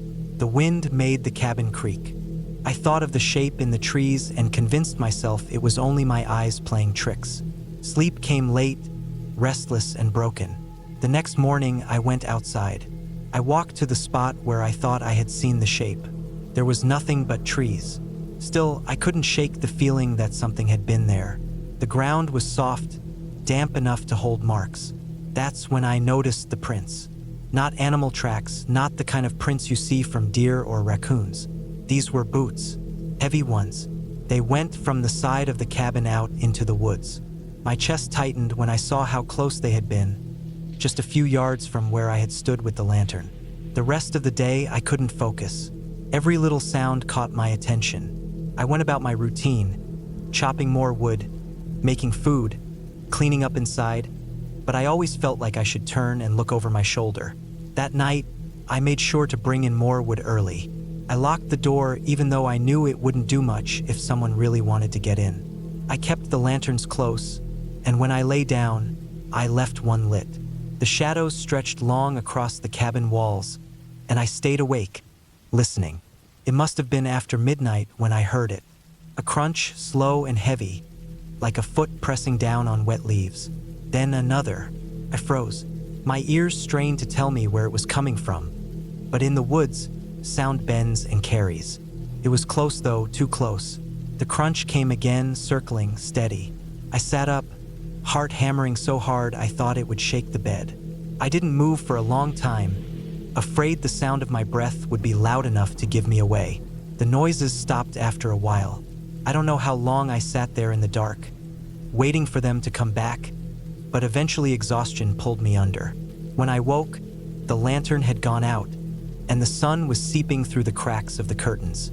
I forced myself to go outside. I looked around the cabin slowly, walking the perimeter. First, I didn't see anything. Then I saw the prints again, clearer this time. They circled the cabin. Whoever it was had walked all the way around in the middle of the night, stopping at the windows. I felt my skin crawl when I realized they had stood just outside the glass while I had been inside, frozen in bed. The rest of the day, I kept the axe near me. I stayed inside most of the time, but I checked the windows every few minutes, waiting to see movement in the trees. The silence didn't feel the same anymore. It was heavier, full of something I couldn't name. When night came, I didn't light the lantern. I sat in the dark, trying to make my breathing quiet, listening. Hours stretched long, and every sound outside made me jump. At some point, I heard the steps again. Slower this time, as if whoever it was knew I was listening. They came from the back of the cabin. Then a scrape, like something brushing against the wall. My chest felt tight, and I gripped the axe until my hands ached. I stayed there, staring at the back door, waiting for it to open, but it never did. The noises drifted off into the woods again. When morning came, I checked outside. More prints, fresh, pressing deep into the mud. This time, I saw something else. Near the tree line, there was a small pile. I walked closer, careful, my whole body tight. It was a stack of stones, small ones, balanced one on top of the other. 5 of them. I don't know why, but seeing it made me feel worse than anything else so far. Whoever was out there wasn't just wandering. They were leaving things, watching me. That day felt longer than any day I had ever lived. I kept the axe close, and I didn't go far from the cabin. I thought about packing my things and leaving, but the road back was long and rough, and if whoever it was followed me, I would be even more exposed out there. At least in the cabin, I had walls around me, a door I could lock. I told myself I could make it one more night, and then I'd leave at first light. That night, I didn't sleep at all. The steps came again, circling, stopping at the windows. At one point, the door handle rattled. I held the axe so tight my knuckles went numb. The noise went on for hours, footsteps moving slow around the cabin, sometimes stopping so long I thought they were gone, only to start again. When morning finally came, I opened the door with shaking hands. The prints were everywhere, circling again and again, pressed deep into the mud. By the trees, there was another stack of stones, this time 7 of them. I packed what I could in a bag and left everything else behind. I didn't care about the food, the books, or anything inside the cabin. I just needed to get out. I didn't stop to eat, I didn't stop to rest.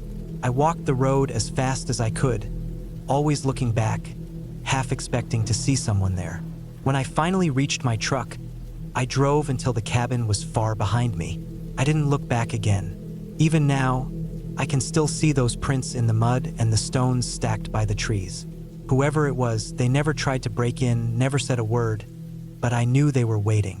I left the cabin behind, and I never went back.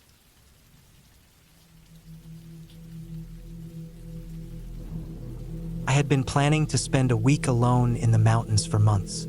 I wanted peace, quiet, and the kind of silence you don't find in towns or cities. The cabin I rented was old but solid, sitting in a valley surrounded by thick forest, a half-hour down a dirt track that was rough enough to make my truck bounce so hard I thought the suspension would give out. When I got there, the first thing I noticed was how far away everything felt. There was no cell service, no other houses in sight, and only the sound of wind moving through the trees. I unloaded the supplies I had brought. I had stacked the truck bed with enough food and water for a week, along with tools, a first aid kit, and extra fuel for the small generator that came with the cabin. The cabin itself was built from heavy logs, with a porch that sagged on one side, a single bedroom, a kitchen with a wood stove, and a living room with a fireplace. It smelled of old wood and dust when I first stepped in. I liked it right away because it felt cut off from the rest of the world. That was what I had wanted. The first day passed calmly. I spent most of it cleaning, airing out the rooms, and stacking firewood against the wall outside.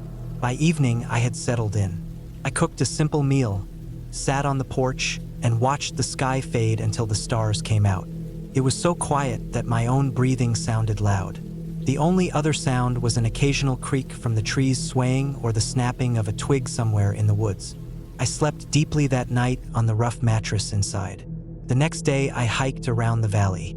I carried a small pack with water and a knife. The trails weren't marked, but I wandered along deer paths, through tall grass, and across a stream that ran clear over smooth rocks. I didn't see anyone, which was expected, but I did notice old signs of people. A rusted tin can near the stream, the remains of a fire pit under a cluster of pines. Even a piece of blue tarp tangled in branches high above the ground. Things like that always made me wonder about who had been there before me and what they were doing. By the third night, I started to feel the difference between being alone in the day and being alone at night. During the day, the sun made the woods feel open. At night, when I stepped outside with my flashlight, the beam only lit a small circle and everything beyond it was a solid wall of black. The trees seemed endless and close. Every sound felt sharper, like the crack of a branch or the crunch of leaves under something's weight. I told myself it was animals. There were plenty of them out there, deer, raccoons, foxes, maybe even a bear. Still, the feeling of being watched started to creep in. On the fourth day, I noticed something that didn't fit. I had been chopping wood behind the cabin when I saw footprints in the dirt by the treeline. They weren't mine. The tread was different, wider, heavier. They came from the woods, stopped about 20 feet from the cabin, then turned back into the trees. I crouched down to look closer. They weren't fresh, but they weren't old either.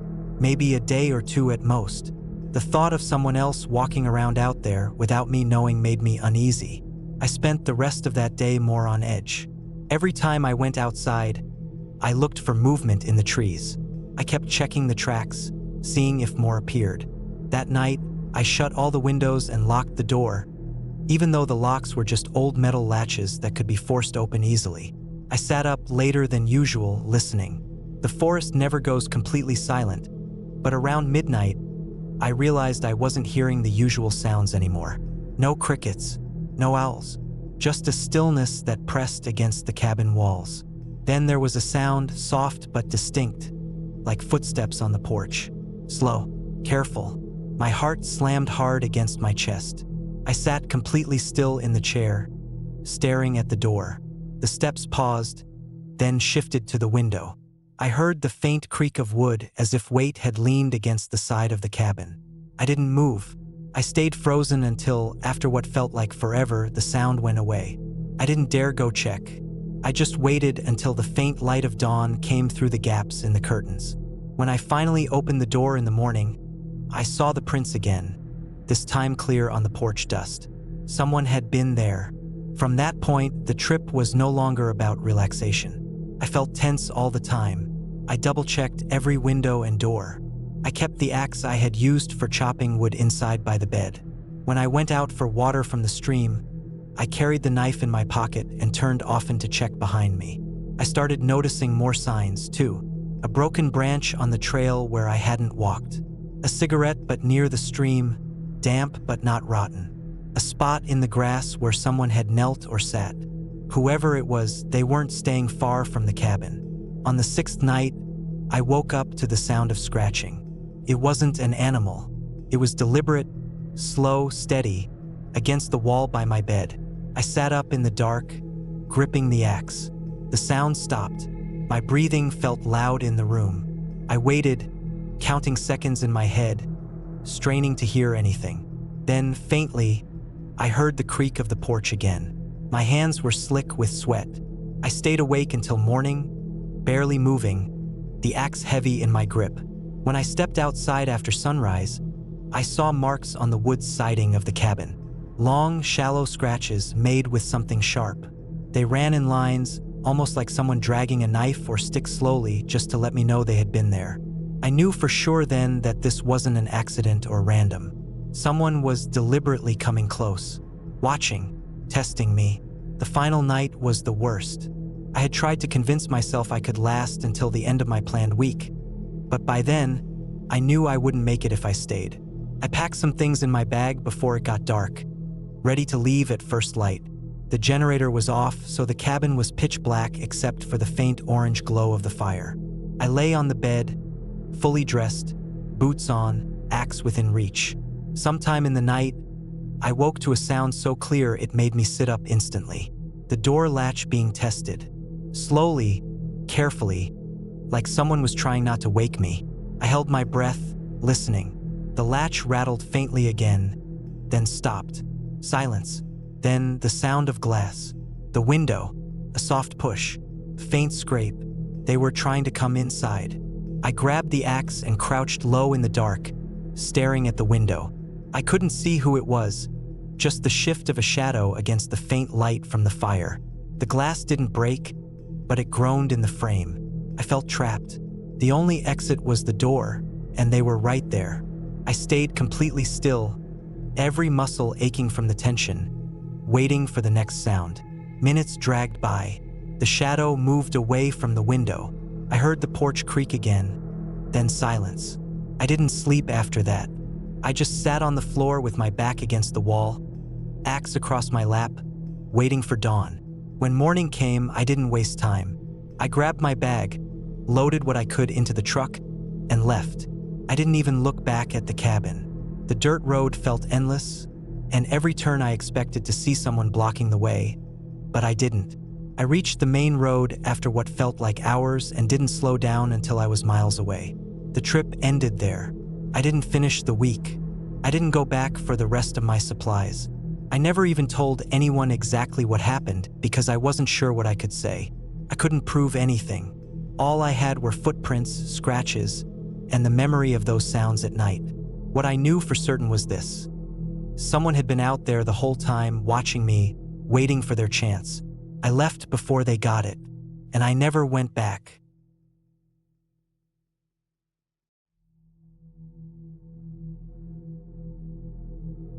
I went to the cabin to get away from everything. The weeks before I left had been heavy, and I needed silence more than anything else.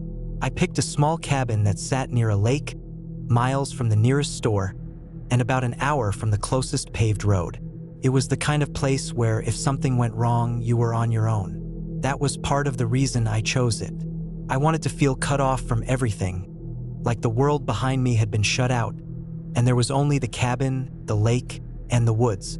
The cabin wasn't big, just a single room with a loft for sleeping, a wood stove, a small counter with a sink that ran off a rain barrel system, and a couple of oil lamps. The walls were rough pine boards, dark from age, and the floor creaked when I walked across it. There was no electricity, no signal, nothing but the sound of the trees moving in the wind. I liked that. The first night I got there, I unpacked slowly, stacking my food on the shelves, setting my gear where I could reach it. I had brought enough supplies for 2 weeks: canned food, rice, beans, some pasta, coffee, and jerky. I had a small cooler with ice packs, but I knew they wouldn't last long. I planned to keep things simple and quiet, maybe hike during the day, maybe just sit on the porch and watch the water. The lake was just through the trees, maybe 50 yards down a narrow trail. When I stood on the porch, I could see the sunlight breaking on the surface. It looked peaceful, like a sheet of glass that moved slowly with the wind. That first night, I slept well. The woods were alive with sound. Crickets, frogs, the occasional splash of something in the water. But there was no hum of cars, no noise from neighbors. Just nature. The second night was different. I woke up to a noise outside. It was faint at first, something like a branch breaking under weight. I lay there in the loft, listening, waiting. The sound came again. Slow, deliberate, like footsteps moving through leaves. I told myself it was an animal. There were deer in the area. Maybe a bear, though I hadn't seen signs yet. Still, the sound was too steady, too spaced out to be a deer running. It sounded like someone moving carefully. I stayed still until the sounds faded. My heart was racing, but eventually, silence took over again. I waited longer, then drifted back to sleep. The next morning, I stepped outside to check around the cabin. The ground was covered in pine needles and leaves, but I noticed a place near the porch where the needles had been shifted, like someone had stepped there. I crouched down and looked closer. There was the faint shape of a boot print, pressed shallow into the dirt. It wasn't mine. I had been wearing trail shoes with a different tread. I told myself it could have been old, left by whoever came last, but the thought stuck with me all day. I tried to distract myself by hiking along the lake. I found a small point that looked out over the water and sat there for hours, watching fish break the surface. But the whole time, I couldn't stop thinking about the footprint. That night, I locked the cabin door, even though it was just a flimsy latch. I sat by the wood stove, reading by lantern light, but every sound outside pulled my attention. A squirrel in the leaves, a branch falling. It all made me stop and listen. When I finally went up to the loft, I left the lantern burning low. I lay on the thin mattress, staring at the rafters, waiting. The footsteps came back, this time closer. Slow steps circling the cabin. I could hear the crunch of leaves, the pause, the shift of weight. Whoever it was, they weren't rushing. They were moving carefully, like they didn't want me to notice. I felt frozen, my body tense, my ears straining to follow every sound. The steps moved toward the porch. The boards creaked just once, then silence. I held my breath, waiting for something to happen. Minutes dragged by. Finally, the steps moved away, fading into the woods. I didn't sleep much after that. In the morning, I went outside again. This time I found more prints, fresh ones. They circled the cabin, stopped at the porch, then trailed off into the trees. They were boot prints larger than my own. I didn't know what to do. I hadn't seen another person since I arrived. The closest town was miles away. Whoever it was had come here deliberately. I spent the day on edge, checking the tree line, listening for movement. I carried the hatchet with me, even when I went down to the lake for water. My hands felt clumsy on the handle, like I wouldn't know what to do if someone actually came at me, but it felt better than nothing. By afternoon, I decided I needed to set some kind of warning. I took a bit of fishing line from my gear and strung it low around the porch, tying a few empty cans to it. If anyone stepped onto the porch at night, it would rattle. It was crude, but it gave me some comfort. That night, I sat by the stove again, too restless to go to the loft. I waited with the lantern low, staring at the door. Hours passed. Then, faintly, I heard it again. Steps in the leaves, moving slow, circling. The sound stopped at the porch. Then the cans rattled, a sharp metallic clatter in the silence. My chest tightened. The boards creaked under weight. Someone was there. I gripped the hatchet and stood frozen, staring at the door. No knock, no voice, just silence, then slow steps moving away again. I didn't sleep at all that night. I sat by the stove, hatchet in hand, until dawn lit the trees. In the morning, I decided I couldn't stay like this. 2 weeks alone was one thing, but not with someone lurking at night. I thought about leaving, but the hike back to the car was long, and I didn't know if that person was still out there watching. The idea of walking miles through the woods, not knowing if I was being followed, made my stomach twist. So I stayed. Days passed the same way. In daylight, I saw nothing. No movement, no figure between the trees. But every night, the footsteps came back. Always slow, always circling. Sometimes the cans rattled, sometimes they didn't. Sometimes the boards creaked, sometimes the sound stayed just beyond the tree line. I started leaving the lantern off, sitting in darkness, listening. My eyes adjusted, and I stared at the faint outline of the door. Every noise kept me awake. My body felt worn down, my nerves frayed. I stopped hiking, stopped going far from the cabin. I ate less, too tense to focus on cooking. One morning, I found something on the porch, a piece of wood, freshly cut, shaped into a small figure. A man with no face, just rough marks for arms and legs. I didn't know what to make of it. My hands shook as I held it. I tossed it into the woods, but later I wished I had kept it, just to prove it was real. That night, there were no footsteps. The silence was worse. I lay in the loft, staring at the rafters, waiting for something to break it. Hours dragged by and nothing came. In the morning, I stepped outside. Another figure was on the porch, this one larger, carved with more detail. A body hunched forward, arms long, the head tilted. I felt sick. Whoever was out there wanted me to know they were watching. I packed my bag that day. I decided to leave in the morning. I couldn't take another night. I planned to wake early, grab my gear, and make the hike back to the car as fast as I could. That night, I stayed awake, gripping the hatchet, waiting for dawn. The footsteps came again, slower than before, circling for hours. At some point, exhaustion pulled me down, and I drifted into a shallow sleep. I woke to the sound of the cans rattling. I froze.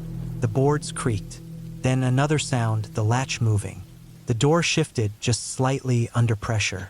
I rushed down from the loft, slamming my body against the door, holding it shut. The latch rattled again. Whoever was out there pushed once, then stopped.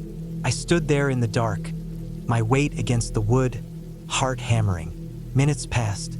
Finally, the pressure eased. Steps moved away, slow, deliberate, fading into the trees. I didn't move until the sun came up. When light filled the cabin, I opened the door. On the porch lay a third figure, carved from wood. This one had arms raised, as if reaching. His head was tilted toward the cabin. I grabbed my pack and left. I didn't care about the food I left behind or the gear. I took only what I could carry fast. I walked hard, not stopping to rest, not looking back. The woods felt endless, every sound making me turn my head. I kept expecting to see someone between the trees. Hours later, I reached the car. The relief I felt was like nothing else. I tossed the bag inside, started the engine, and drove without looking in the mirror. Even now, back in my own home, I can't shake it. I keep thinking about the prints, the figures, the sound of slow footsteps circling in the dark. Whoever it was, they knew where I was. They came every night, just to remind me I wasn't alone. And the worst part is, I never saw them. Not once. Just the prints, the carvings, the sounds. Whoever...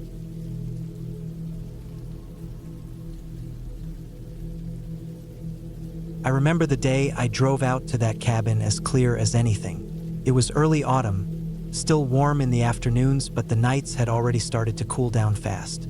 The trees were just beginning to change color, with patches of orange and red scattered across the forest hills. I had rented the cabin for a full week because I wanted to be away from the noise of the city. I thought some peace and quiet would do me good, but I did not know then how heavy silence could feel when you were truly alone. The cabin sat at the end of a narrow dirt road, about 6 miles from the nearest paved road. The path was bumpy, full of rocks and small dips, and the branches of trees brushed against the sides of my car as I drove down. I had groceries in the back seat, firewood in the trunk, and a backpack stuffed with clothes, a flashlight, a small first aid kit, and other basics. My phone signal had already started to cut out about 2 miles back, and by the time I reached the cabin, the screen showed no service. The cabin itself was small but sturdy. It had a slanted roof, a front porch with 2 steps, and a heavy wooden door. The windows were old and single-paned, framed by chipped wood that looked like it hadn't been painted in years. Inside, there was one main room with a wood stove in the corner, a small table with 2 chairs, a sofa pushed against the far wall, and a kitchen area with only the most basic things: a gas stove, a sink, a few cabinets, and an old refrigerator that hummed loudly when plugged into the generator. The bedroom was just big enough for a double bed, and the bathroom had a toilet, a sink, and a shower stall that looked like it had been added much later. When I first arrived, everything felt peaceful. The air smelled of pine and damp earth, and the only sound I could hear was the occasional call of a crow and the rustle of leaves when the wind picked up. I unpacked slowly, stacking the firewood under the porch roof, putting the groceries inside, and making the bed with the spare blanket I had brought.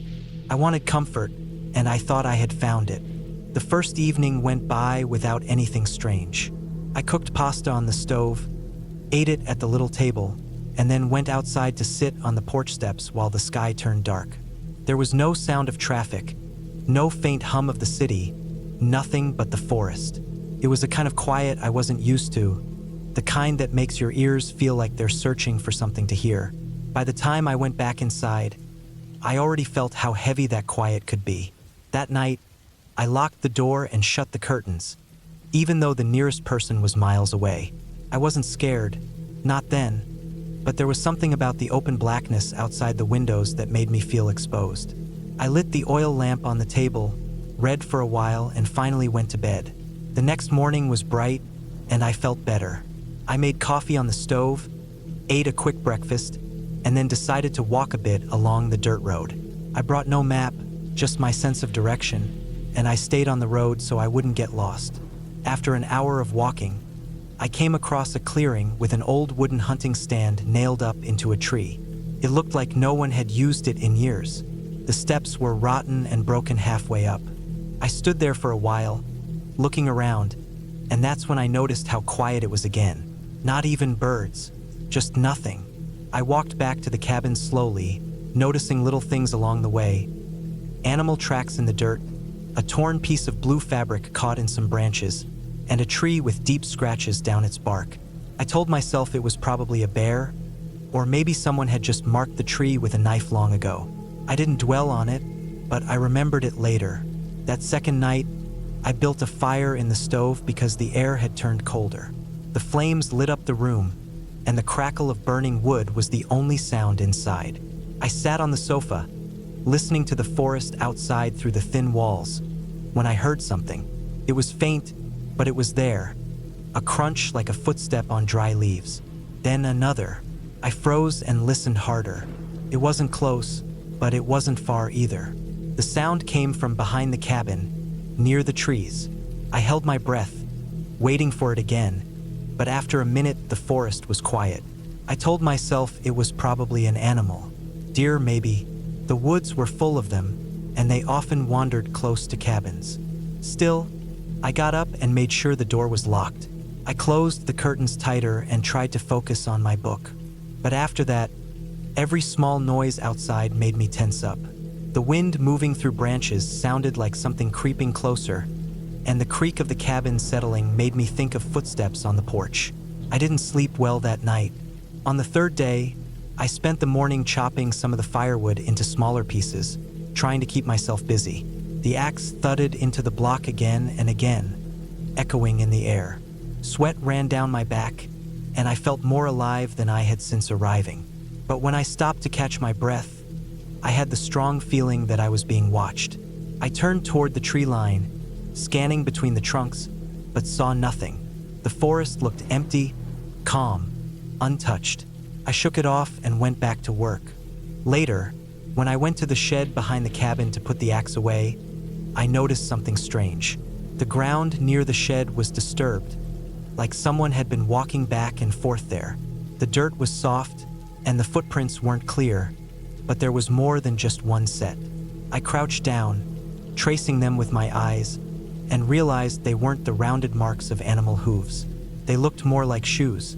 I tried to tell myself it could have been the last person who stayed here, or maybe the owner checking the place before I came. But the marks looked fresh, too fresh.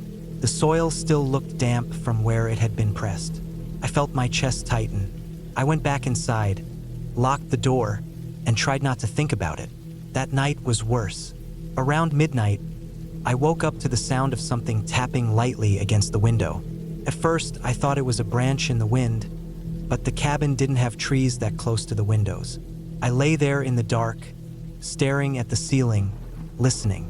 The tapping came again, slow and spaced apart, like someone deliberately flicking a finger against the glass. My throat felt dry, and I didn't move. It went on for what felt like forever, then stopped.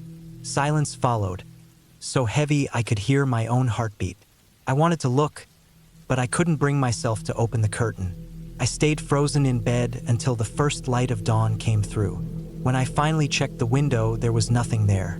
But when I stepped outside later in the morning, I saw it. On the window glass, faint but clear, was the smudge of a handprint. From that moment, I couldn't shake the fear. I tried to keep myself calm, telling myself it could have been my own hand, maybe from the day before. But the shape was larger than mine, stretched wider across the glass. I scrubbed it off with a rag, my hands trembling the whole time. The days that followed dragged on slowly. Every sound made me tense. Every shadow made me wonder if someone was standing there, just beyond the trees. At night, I would hear small noises, twigs snapping, faint rustles, the creak of the porch boards even though no one should have been there. I barely slept, and when I did, I dreamed of footsteps circling the cabin, coming closer each time. On the fifth day, I found something that nearly made me pack up and leave immediately.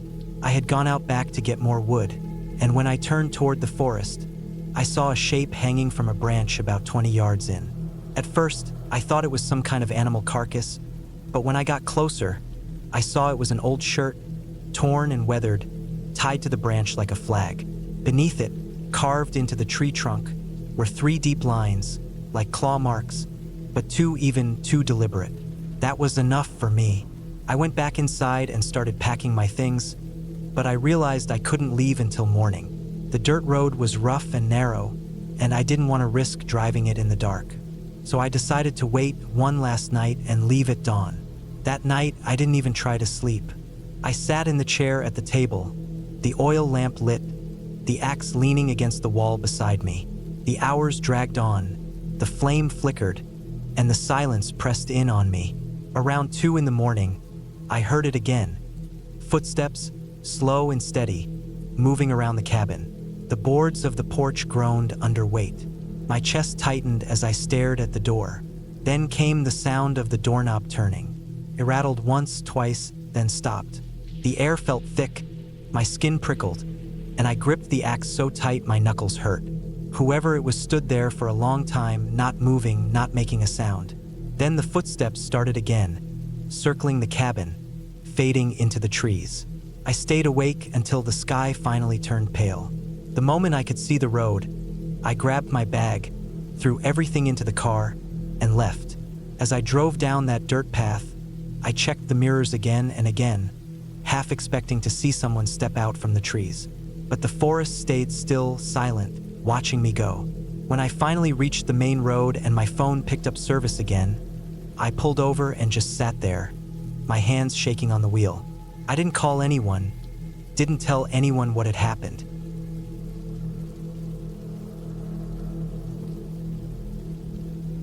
I drove for hours before reaching the cabin. The sun was dropping lower behind the line of trees as I pulled off the main road onto a narrow dirt track. The tires crunched against gravel, and each bend seemed to take me deeper away from where cell service could reach. The trip had been on my mind for weeks. I wanted quiet, space to think, maybe some rest away from the noise of the city. When I booked the cabin, the pictures online had shown something small, wooden, tucked between pines, with a lake not far off. It looked peaceful, almost too peaceful. The drive itself had been long enough to wear me down. The air conditioner in the car didn't work well, and by the time I reached the last stretch of dirt road, I felt sticky and tired. The woods swallowed up the car. Trees leaned over the path, branches low, the road uneven. I slowed the car, trying not to scrape the underside on the hidden rocks. At one point, I thought I had taken a wrong turn. The GPS stopped working miles back, and the little sign that marked the cabin's turnoff looked weathered and almost unreadable. But eventually, the trees opened, and there it was, just like the pictures but older in real life. The cabin stood on a slight rise, a boxy shape of dark wood with a pitched roof and a small porch that sagged in the middle. The paint had peeled away in strips, exposing raw gray wood beneath. A single window faced the road. A narrow chimney leaned slightly to one side. The yard around it wasn't kept up. Grass had grown tall in patches, weeds stretched along the path, and sticks littered the ground. The place didn't look cared for, not in years. I parked the car close to the steps. The silence hit me the second the engine cut off. No hum of traffic, no buzz of neighbors' conversations, just the occasional bird call and the faint rustle of wind through trees. I stood outside for a while, stretching my legs, taking in the stillness. Felt good but also strange, like stepping into a place outside of everything familiar. The cabin door creaked when I opened it. Inside, the air was stale, carrying a smell of wood, dust, and something faintly damp. The space was one room divided into sections. To the left was a kitchen area with an old stove and sink, metal counters scratched and dull. Straight ahead, a wood-burning stove stood against the far wall, next to a stack of chopped logs. To the right, a small bed with a thin mattress was tucked under a window. A table sat in the middle square with 2 chairs beside it. Everything was simple, old, worn down. I dropped my bag on the bed and looked around more. Cobwebs stretched across corners. The floorboards had stains in some places, darker patches that looked like old spills. The window glass was streaked, letting in only a faint amount of light, and the curtains were faded to almost white. I checked the cupboards, empty except for dust and one cracked glass. In the drawers, I found some rusted utensils. It looked like no one had stayed here in a long time. After unloading my bag, I stepped back outside. The evening had come fast, the sky already dim. The trees stood tall and crowded, hemming me in. I walked a little way around the cabin, checking the outside. The back opened to a slope that led down toward what looked like a trail. Beyond the trees, I thought I saw a glint of water, maybe the lake I'd read about. I decided to explore tomorrow, not now. The woods grew darker by the minute, and I didn't want to risk getting turned around. Back inside, I lit a lantern I found near the stove. Its light flickered against the walls, throwing shadows that stretched and shifted. I cooked a small meal from the supplies I'd brought.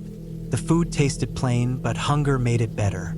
Afterward, I sat at the table listening. The quiet felt heavier at night. Every creak of the old wood seemed louder. The occasional snap from outside, branches shifting in the wind or maybe something moving, kept me alert. When I finally lay down, the bed creaked under my weight. The mattress sagged in the middle, and the blanket smelled musty. I lay there, staring at the ceiling beams, unable to sleep at first. My mind drifted to the road I had taken, the distance from anyone else, the way the cabin seemed cut off. If something happened here, if I slipped and broke a leg or someone came by, I had no quick way to call for help. That thought pressed down on me until exhaustion finally pulled me under. I woke in the middle of the night. No sound woke me. It was silence that pressed against me. I could hear my own heartbeat in my ears. I rolled over, trying to settle back, when I caught the faintest crunch from outside. Not the wind, not a branch falling. It sounded like footsteps on gravel. My whole body tensed. I held my breath, listening. Another crunch, slower this time, then nothing. The cabin walls suddenly felt paper thin. I thought about getting up to look through the window, but fear pinned me down. After several minutes with no sound, I told myself it must have been an animal. I stayed awake for a long time, staring into the dark, until my eyes grew heavy again. The next morning, light poured through the window. My body ached from the bed, but I felt relieved to see daylight. I stepped outside, scanning the ground. First, I saw nothing. Then, near the edge of the porch steps, I noticed the dirt was disturbed. Small prints.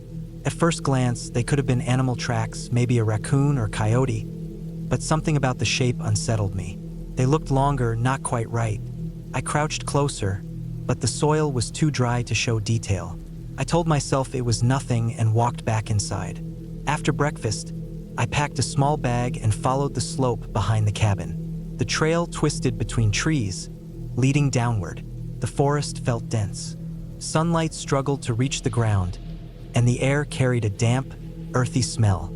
After about 15 minutes, I reached the lake. It spread wide, still and glassy, reflecting the gray sky. The waterline had receded, leaving muddy banks.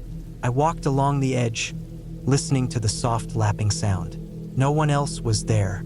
The silence stretched heavy, broken only by the occasional distant bird. I spent most of the day walking, exploring different paths. I found old fire pits, collapsed from years of disuse, and a half-rotted dock that jutted into the lake. Signs that people had once come here but no longer did. As I moved, I couldn't shake the sense of being watched. Every time I turned, nothing was there. The trees stood still, shadows stretched between them. The feeling followed me back to the cabin. That night, the unease returned stronger. I heard rustling again, not far off. At one point, something brushed against the side of the cabin with a soft scraping sound. My chest tightened, and I sat upright in bed, staring toward the window. A shadow flickered past outside, too quick to catch fully, but I knew I saw it. My throat went dry. I thought about grabbing the lantern and stepping outside, but fear kept me still. After a long while, the noises stopped. The next morning, I checked outside again. This time, the dirt near the cabin had clear marks. Not paw prints, not hooves. Shoes. Someone had walked close in the night. The prints circled the cabin, stopping near the back window. My stomach knotted. I looked out toward the trees, scanning for any sign of movement. Nothing but the still forest. I decided to cut the trip short. I packed my bag, loaded the car, and tried to start it. The engine turned over once, coughed, then died. I tried again. Nothing. I checked the gas gauge, half full. I popped the hood, staring at the engine, but I had no real knowledge to fix it. Panic started creeping in. I slammed the hood and stood there, the silence pressing harder than ever. That night was worse. With no car to leave, I felt trapped. I lit the lantern again, sitting at the table, listening. Hours passed. Then the noises began. Soft at first, branches cracking, faint crunching. Then clearer. Footsteps, slow, steady, circling the cabin. My chest pounded. I gripped a kitchen knife I'd taken from the drawer earlier. The footsteps stopped near the back wall. The boards creaked as if weight pressed against them. My mouth went dry, my hand shaking on the knife. After minutes of silence, a tap came against the glass of the back window. Light, deliberate. I froze, staring. Another tap, then another. I couldn't see anything through the curtain. My whole body felt locked in place. Finally, after what felt like an hour, the noises faded. I stayed awake until morning. When sunlight came, I dared to look outside. More footprints circled the cabin, clearer this time. Boots, large size. Whoever it was had stood right under my window. I followed the prints into the woods until they faded among the leaves. My stomach churned. Someone knew I was here. Someone close enough to touch the walls of the cabin in the night. The following nights blurred together, each one worse. The footsteps returned every time. Sometimes the handle of the door rattled softly.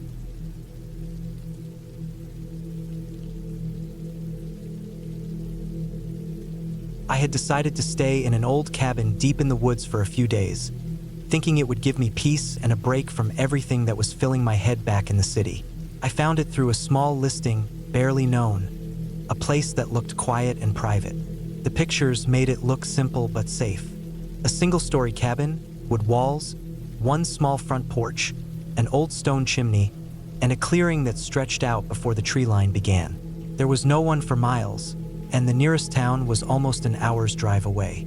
That was exactly what I thought I wanted at the time. Distance from people, noise, and problems.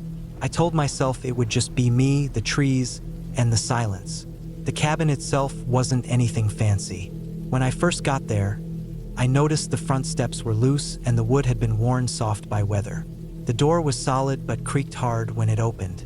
Inside, it was plain, wood floors, a small fireplace with blackened stone from years of smoke, and a narrow hallway that led to two small bedrooms and a bathroom. The kitchen was nothing more than a counter, a sink, and some shelves with old dishes stacked uneven. The air inside was stale and smelled faintly like old ash and damp wood. Still, it felt livable enough for the few days I had planned. The first night was quiet. I had unpacked some food I brought, set up my sleeping bag on the bed because the mattress looked older than me, and built a small fire in the fireplace. It was colder than I thought it would be. The kind of cold that comes through the floorboards and creeps up your legs, making you pull your socks up higher and wrap yourself tighter in blankets. The fire helped, but not much. When I finally lay down that night, the silence pressed against me harder than anything else. In the city, there are always background noises, cars, voices, distant sirens. But out there, it was nothing but the hum of wind moving through trees and the occasional creak of the cabin settling. At first, it felt calm. Later, it felt like something was waiting outside in the dark, just past where I could see. The next morning, I stepped out onto the porch with a mug of coffee and looked over the clearing. The grass was high and yellowed. The tree line looked endless, stretching in every direction. No paths, no signs of people, just forest pressing close. I felt small standing there. The cabin seemed more fragile when I thought about how much wilderness surrounded it. I could almost picture the trees closing in a little each night, the forest swallowing the clearing inch by inch. I decided to take a short walk that morning, just to look around. I followed the edge of the trees, marking the cabin with my eyes every few steps to make sure I didn't lose it. The ground was soft with pine needles, and the air smelled sharp with resin. Birds flickered in and out of branches above, but as I moved deeper, the sounds grew fainter. The forest had a way of swallowing noise. After about 15 minutes, I turned back, making sure to keep the cabin in sight. Even at that short distance, the way it sat alone in the clearing looked almost vulnerable. When I got back, I made a note to myself, don't go wandering too far.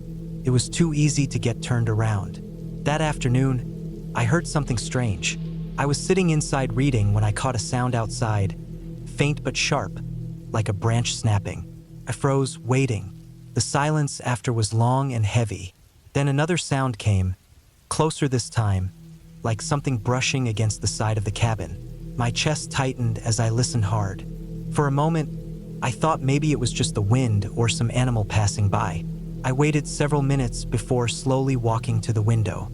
I pulled the curtain slightly and looked out across the clearing. Nothing moved. No sign of animals. No person. Just trees standing still and the grass shifting in the wind. I told myself it was nothing and forced myself back into my chair. But the sound replayed in my head, sharper than before.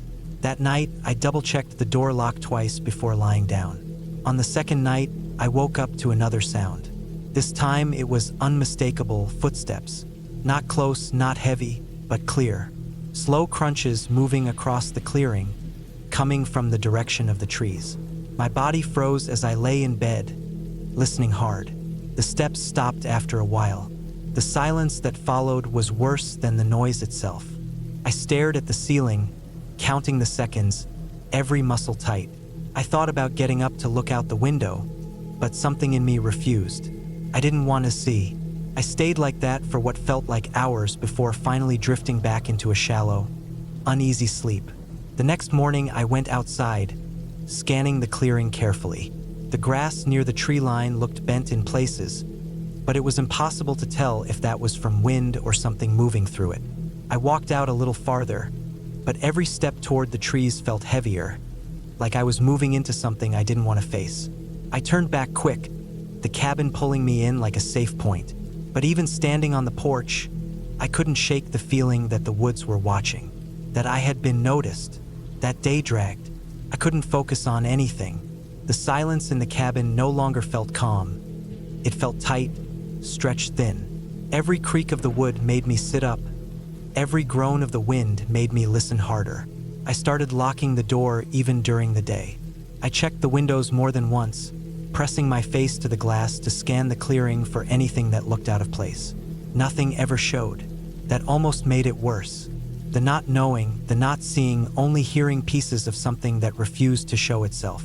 That night, the sounds came back, louder this time. Not just footsteps, but dragging, like something moving across the ground. I sat up in bed, heart racing, holding my breath. The sound circled the cabin slowly, like whoever or whatever it was walking around the whole perimeter. My mind raced with explanations, an animal, a deer maybe, but the pace was too steady, too controlled. I stared at the dark window, waiting for a shape to pass across it. Nothing did.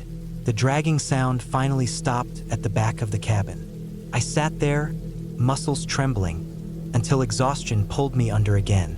The next day, I decided I couldn't take it much longer. I told myself I would stay one more night, then leave in the morning. I tried to keep myself busy, packing up some of my things, making sure the car was ready. But the unease kept growing, hour by hour.